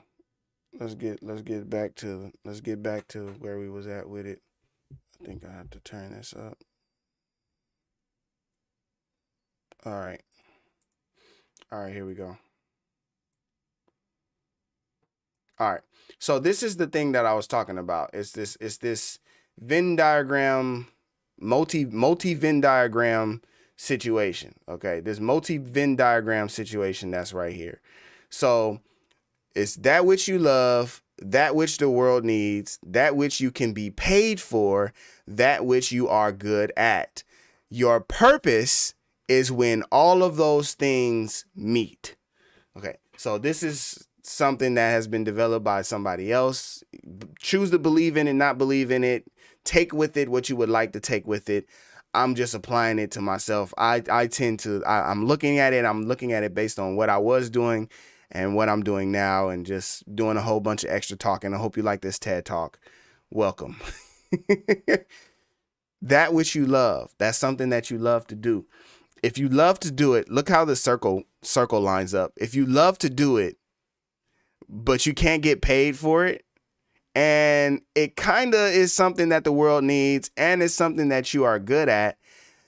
If it's something you're good at and you love it, then it's a passion, because these two are the ones that's intersecting, right? If it's something you're good at and you can get paid for it, then it's your profession. That's like, I'm really good at being like a lawyer. Like I know somebody that has a talent, they have a gift, they have a really good memory. They can remember everything. They not photographic, but just like it's just there. So that kind of a skill is very useful for like a lawyer. They are good at it because now they can create their arguments and they can whatever they got to do because they can pull laws and they can pull different things from their brain because they remember it. That's something that they're good at and they can make a lot of money with that. That's a profession. Right? That's a profession. But that can be anything. That could be mounting TVs. I was watching this guy on TikTok. That's all he does. He just mounts TVs and he has his whole mountain TV business. Super dope. You're good at it. That's something you get paid for. It's your profession. If it's something that is something you can get paid for and it's something good. Now this is what you got to look at, though. When you're looking at this idea, what you have to look at is this last part where it says, what you have to look at is the fact that it doesn't all line up the way that you want it to line up. Meaning, if we're looking at this, come on, man. If I had one mic, all I need is one mic. Where is the screen?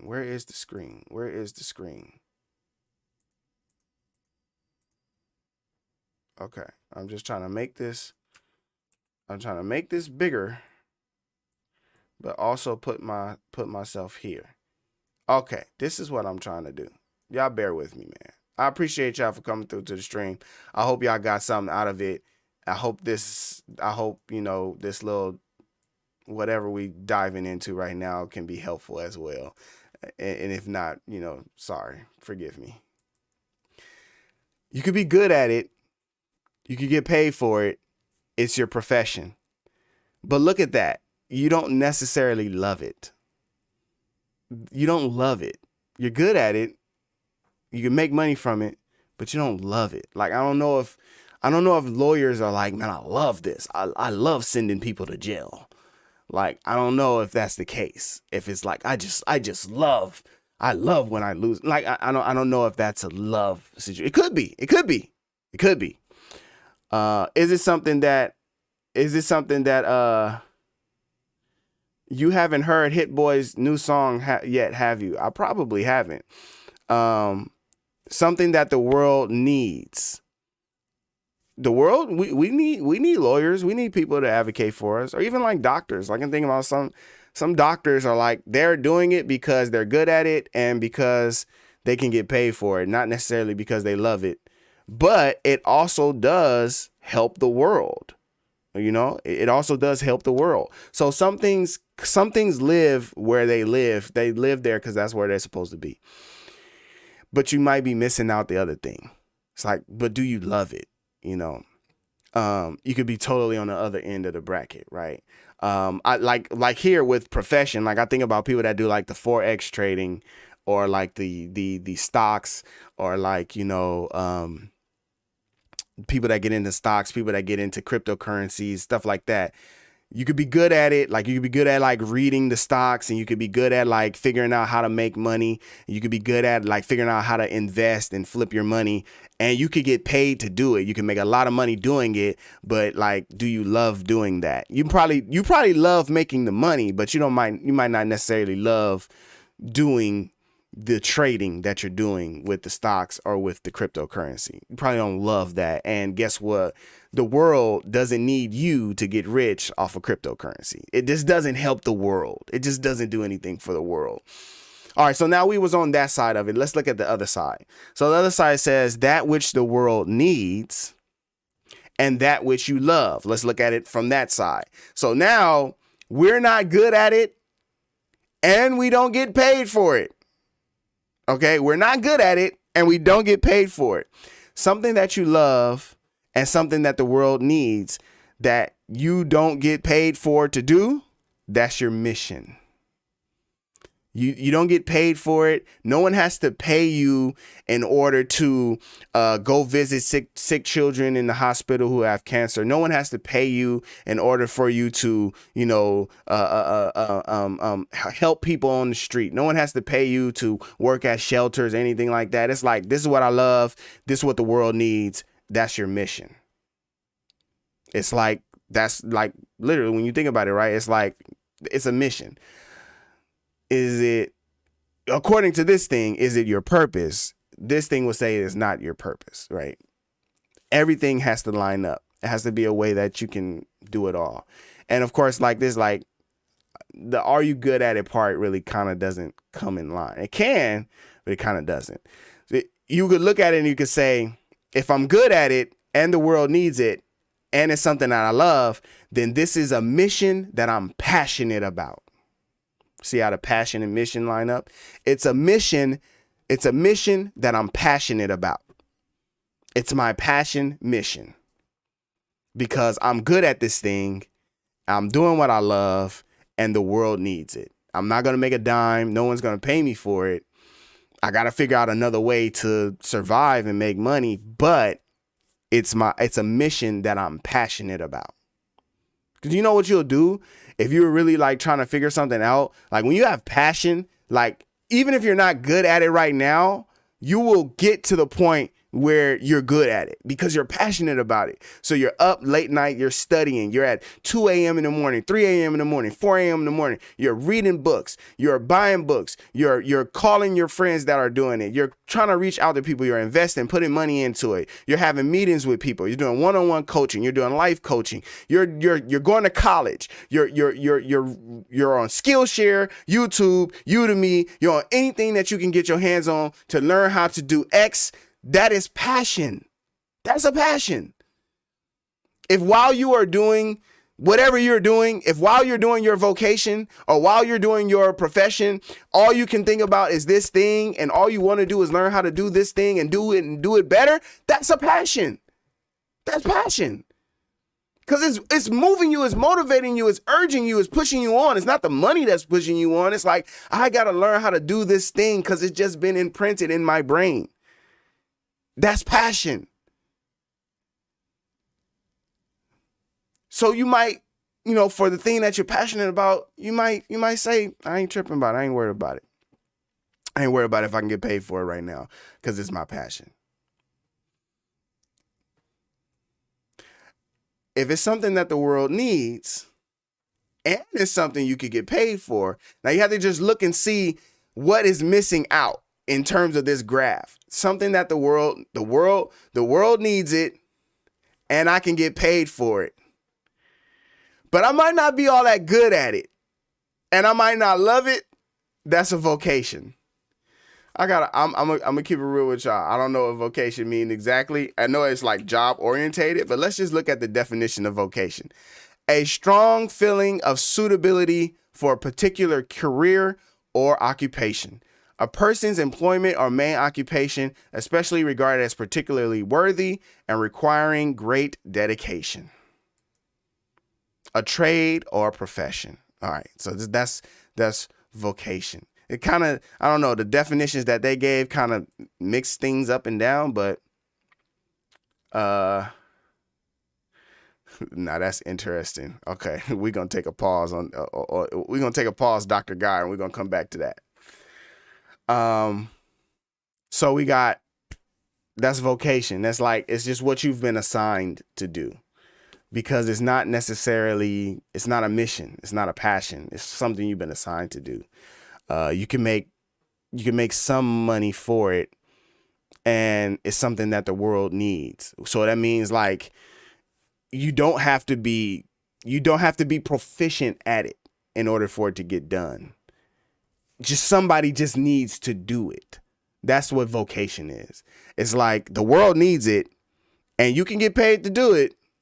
Somebody needs to do it. You don't have to be all that great at it or love it. That's vocation. So it's like,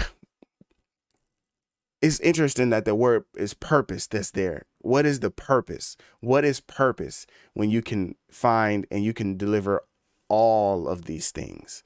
is what this graph is saying. When what it is that you do, I want to make this smaller. When what it is that you do can accomplish all of these things is when it's said to be your purpose. It's like some people could feel like their profession feels like their purpose. They don't have to listen to this graph. You don't have to listen to this. This is just something that was created and developed that makes sense. It's like, you know, it sounds good. You know, it has its own philosophies behind it. It comes from its own origin of country and culture or whatever. You know, it has all of that. So you don't have to believe it. It's not a, you know, one-to-one thing. But so your purpose could feel like your mission. Your mission could feel like that's your purpose. I don't care if I don't get paid for it. But according to this, when all those things line up, it's something that you love. It's something that the world needs. It's something that you can get paid for. And it's something that you're good at. I really like that last one because it's like, what if you had all of those things, but you just weren't good at it? You know what happens? If you're making money doing something that the world needs, that you love, but you're not good at it, you know what you end up doing? You just feel like a fraud. You just feel like a fraud. You feel like you're doing people a disservice because they need it. They're paying you for it and you love it. So all of the things in the graph are lining up except for the one you're good at it. It's like it's like right message, wrong messenger. It's like you're not good at it. So the only thing that it does is that it ends up hurting your self-esteem. It ends up hurting your confidence to actually be able to do the thing. But it's like, but again, well, like I said earlier, if you are passionate, if you really love it and you're passionate, you're going to get good at it. You're not just going to not be good at it. You're going to figure it out, whatever it is. If it's music production, if it's art, if it's photography, if it's videography, if it's public speaking, if it's whatever it is, if you're passionate about it, you will get good at it. But it is the case where that could be a situation that you could find yourself in. It's like, man, I do love it. The world needs it. You know, but like, watch this. Like, it's only certain careers and jobs that you could do that at, and like that would be okay. For example, if there was a teacher who loved what they did, and we know that we need teachers, and we know that we pay teachers, but they're not good at it, like they just not good at teaching. Like, you're not going to feel good about that. You are not going to feel good about the teacher that's not good at teaching. You know, like, oh, hey, here's my child. You're going to teach him. Like, how good are you at teaching? Well, I'm not that good. I'm just like bare minimum, pretty much. I'm going to give them these packets and I'll help them go through the packets. And then that's pretty much it. We're going to go to recess after that. Like, we're not going to let that fly. If we got a doctor, we know that doctors get paid, and we know that the world needs doctors, and we know that a doctor could love what they do. They could love they could love making money and helping people. But then if they're not good at it, it's like, wait, you need a good doctor. You know, we just had a kid. We just had a child. We asked the lady, we just had a child. The lady asked us, do you have a pediatrician? We said, no, we don't have a pediatrician. She said, okay, I'm going to give you a list of pediatricians that's in your health insurance network. And that list was so long. And I said, it's too many names on here. Which ones are the good ones? Okay. Like, in your opinion, your profession, like, I trust you. You seem knowledgeable. I like what you were telling me about the kid, whatever, everything that was going on. What about you? Oh, I can't be the pediatrician. Okay. So in your opinion, who is the good ones in this list? It's like 50 names right here. Where are the good ones at? Because we're not just gonna take, oh, they know some stuff. Like, no, you want a good doctor. Like all of the doctors done been through the same thing, but you like want a good doctor. My favorite TV show that I like watching, and then like good can kind of be on this spectrum thing. Good to me just means they are knowledgeable and they get the results. But I know that this is a bad example, but this is one of my favorite TV shows, man. House is a crazy TV show. This dude, look, this is what sums up the show, is the scene where they're like, he is the best doctor out. He's the best one. We don't want to go to any other doctor because he's the best one. When we don't know what's wrong with each other, when we don't know what's wrong, we go to House. And he is an asset that we love and trust. And even though he is a drug addict, even though he is a narcissist, atheist, even though he is a egotistic, even though he is all of these other things that would make him a bad person, he is still a good doctor because his style helps him to figure out what's wrong with the patient. Now, all of the ethics, all of the morals, all of that type stuff is different. And some people would say, well, I don't want a doctor that's just going to treat me and keep me alive. That don't sound like a good doctor to me. I want all the morals involved. Like if your doctor saved your life, but then went and told everybody the thing that was killing you, or then went and told all of your business, that's breaking the doctor-patient confidentiality, right? So you would be upset about that. But the idea is he's still a good doctor. He still saved your life. That was his job. All other stuff could also make you not a good doctor. But if you had the choice to choose, this doctor is not going to tell you, they're not going to tell any of your business. This doctor is not going to tell any of your business, but they may or may not keep you alive. And this doctor is going to tell all your business, but you're going to be alive. It's like, well, which one do you pick? Which one? I don't know. Which one? I don't know. I'm definitely off on a rant right now. I'm definitely all over the place. But the point that I'm making is, it's only so many things we're going to put up with. We love it. The world needs it. We get paid for it, but we're not good at it. It's only so many. We're not gonna keep up with that. We're not gonna keep up with that. The trash man is rolling by right now. Trash man don't have to be good at being a trash man. He might miss a trash can. He might drop a trash can. He don't have to be good at being a trash man. He's just like, just be okay. Just be decent, you know. But Dr. Guy used the word mediocre. We don't want mediocre, no. What good doctor do you know that didn't start out as mediocre? I don't know. The only example that I have is House. That's the only example that I have. But even in that situation, because I was talking to this. I was editing this video about this lady who helps people with grief, and she was talking about a situation that she was in. No, Chris, you're doing the doctor thing. Some hospitals, let me see. We're going to switch it up. We'll switch it all the way around. You got your brand new car. You just bought it. You got your brand new car. It looks nice, smell good, got that new car smell. You've been rolling in it, you know. All of a sudden you start hearing some noises. You say, you know what? I need to take this car to get it checked out. So you go to the mechanic, and the mechanic says, hey, I'm a mechanic. He's a mechanic, but he's learning to be a mechanic.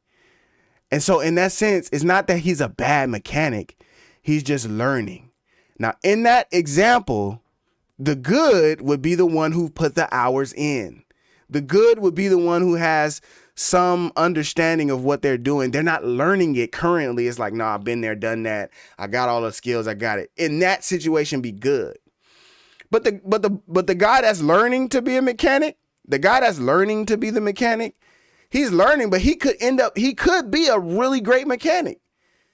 But if you are there and you're taking your car and you say, hey, I have the choice between a good mechanic, somebody that I know, and somebody who's learning to be a mechanic, I might go with the good mechanic. Even if they're like, oh, we can save you money if you go with the guy who's learning to be a mechanic. It's like, no, I want the good mechanic. But some situations you will let that fly. Like I said, garbage man, all right, cool. You're not that great at it. You let that fly. So, but you want to find it where it's like all of these things are there. I'm good at it. I love it. The world needs it. And I can be paid for it. No, of course, House is not real. He's a loosely based fictional character. He's something made up out of TV, but there is another show that's based off of a real doctor, who was just, he's just different, but he was skilled at diagnosis and, but people have their flaws. They have their issues. No, you don't. You coming in hot with a lot of these questions, but hold on, let me see this. I do want to check out Hit Boy's new song. Mick Eastland says, I'm a barber, but it's not my passion, right? So, it's probably more like a profession. You're good at it and you get paid to do it, right? Catchy Noise Production says, this is interesting. I fit all four. That's beautiful. Because if you fit all four, you found your purpose. According to this, you found your purpose. If you can hit all four, you found your purpose. So, that's dope.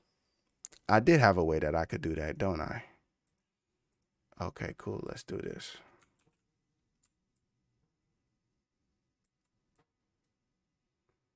Yeah, we could just do that.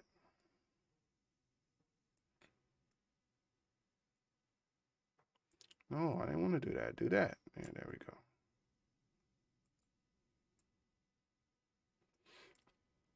A live stream like it's never been before. I've never done my live streams like this. But I just I got caught up, y'all.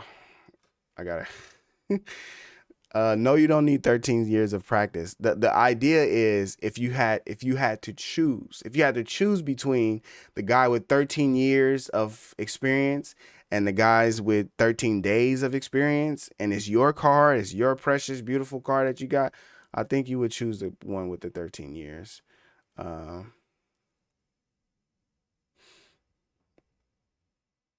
right. So anyway, I can't even remember exactly why I brought it up. I'm sure whatever the main point that I was trying to make, I've definitely missed it by now. It definitely done went somewhere else. People that's coming in here to look at a Reason tutorial, a Reason beat making tutorial, I'm so sorry for you. I'm so sorry to hear you. But okay, Mick Eastland says someone needed to hear this. So, if we're going based off of that, you know what I'm saying? I think that it's important for us to look at the topic, the idea of it, of what it's talking about, and what it is saying is could be something that, someone needs to hear, someone needs to, be able to do some be able to do some reflection and reflecting. If I had to slow it down, like it's what I had to do. It's why I'm doing the thing that I'm doing. I don't think I'm chasing my purpose. I don't think I'm chasing the thing right now. I don't think I'm chasing the thing that lines up dead in the center. I think I'm just looking more. I think I'm just.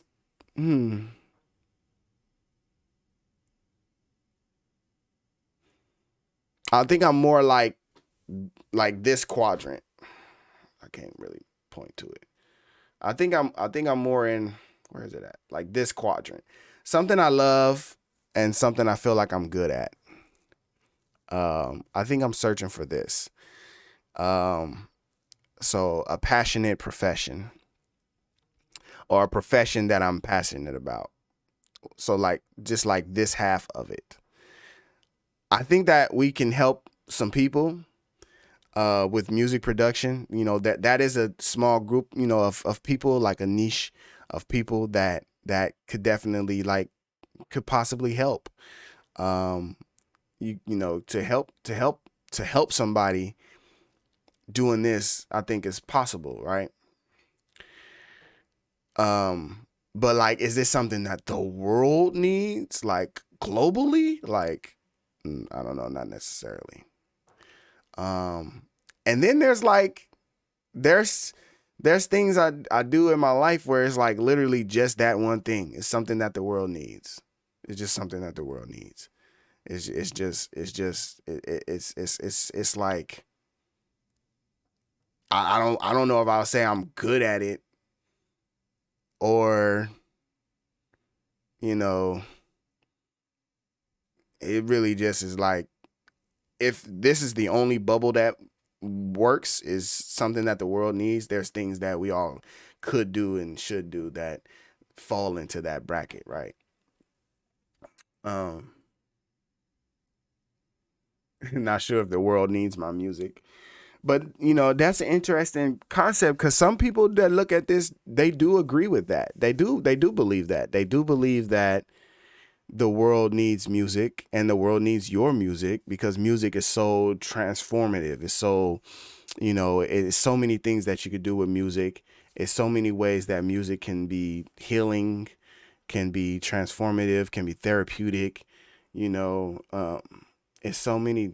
You just never know, and it's all kind of music can do that. All kind of music can do it. It's not just like the soothing, slow, jazzy vibes is helping me to chill out, mellow out. Like, no, like when you have anxiety, you know, death metal could be the thing that calms you down, you know, like whatever. So it's all kind of music can be that. Like EDM has like a lot of energy and like, you know, pumping music and stuff like that. It's so energetic, but that could be something that, like I said, you have anxiety, you have issues, that could be the thing that calms you down. All right, y'all. I gotta have a real moment with y'all. Oh man, my throat is parched. Oh man. Ooh.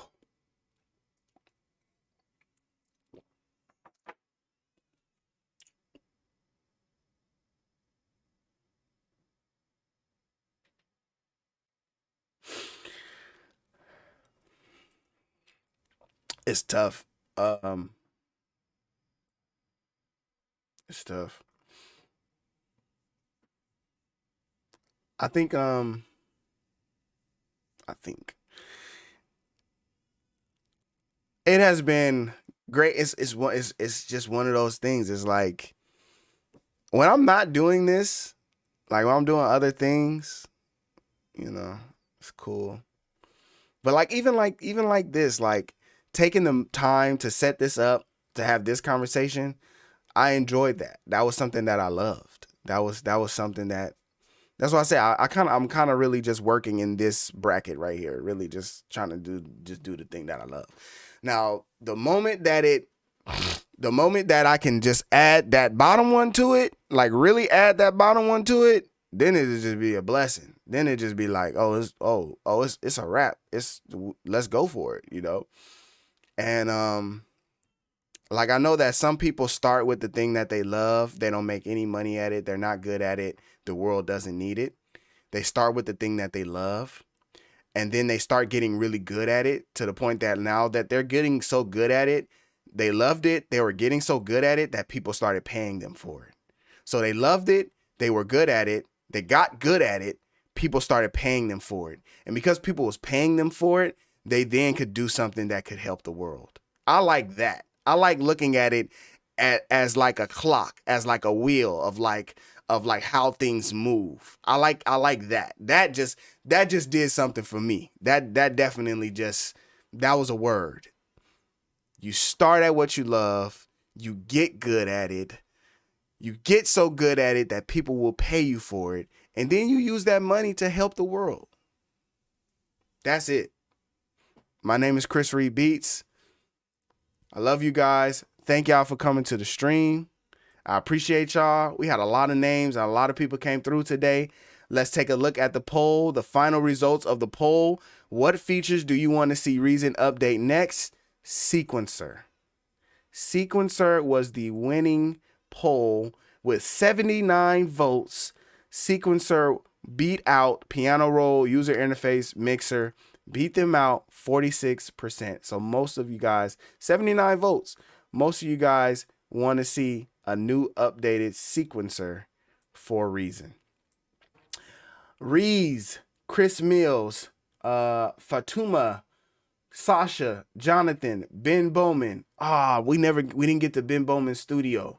I'm gonna save it for next time because we're gonna do this again. I might come back later in the week if I can get some more people to send me send me DMs. I might come back like tomorrow or Saturday or something. We'll do it again. Ben Bowman, you the first one up when I come back.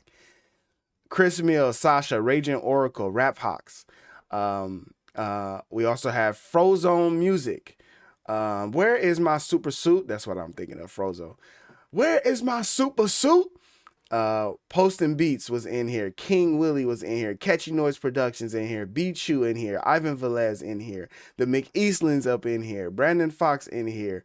Let me see who we got. Don't miss nobody, Chris. All of the good people. Dr. Guy Guillermo in here as well. Shout outs to you, my guy. Posting Beats in here. I'm not sure if I said your name already, but I'm just going through. DJ 360 also came through. My wife Tasia came through. Hey, and just, man, a vibe for sure. Good people. Destructo, appreciate you for coming through as well. This is like tied in second place for like longest stream that I've done. I think the longest stream was like 5 hours plus. But this ties for second place. We're at like almost 5 hours right now. We're at 4 hours and 46 minutes. I just couldn't get off. I just love talking to you guys. I just love sharing information and getting information. And just doing this, man, it's just so much fun for me. So I appreciate y'all for coming through and checking out the stream. Hopefully I didn't miss anybody on the shout outs, but shout outs to all of you for checking out the stream. Until next time, I will see you guys later. Check out the website, chrisreedbeats.com, if you're looking for one-on-one coaching. Until next time, peace. Take care, everybody.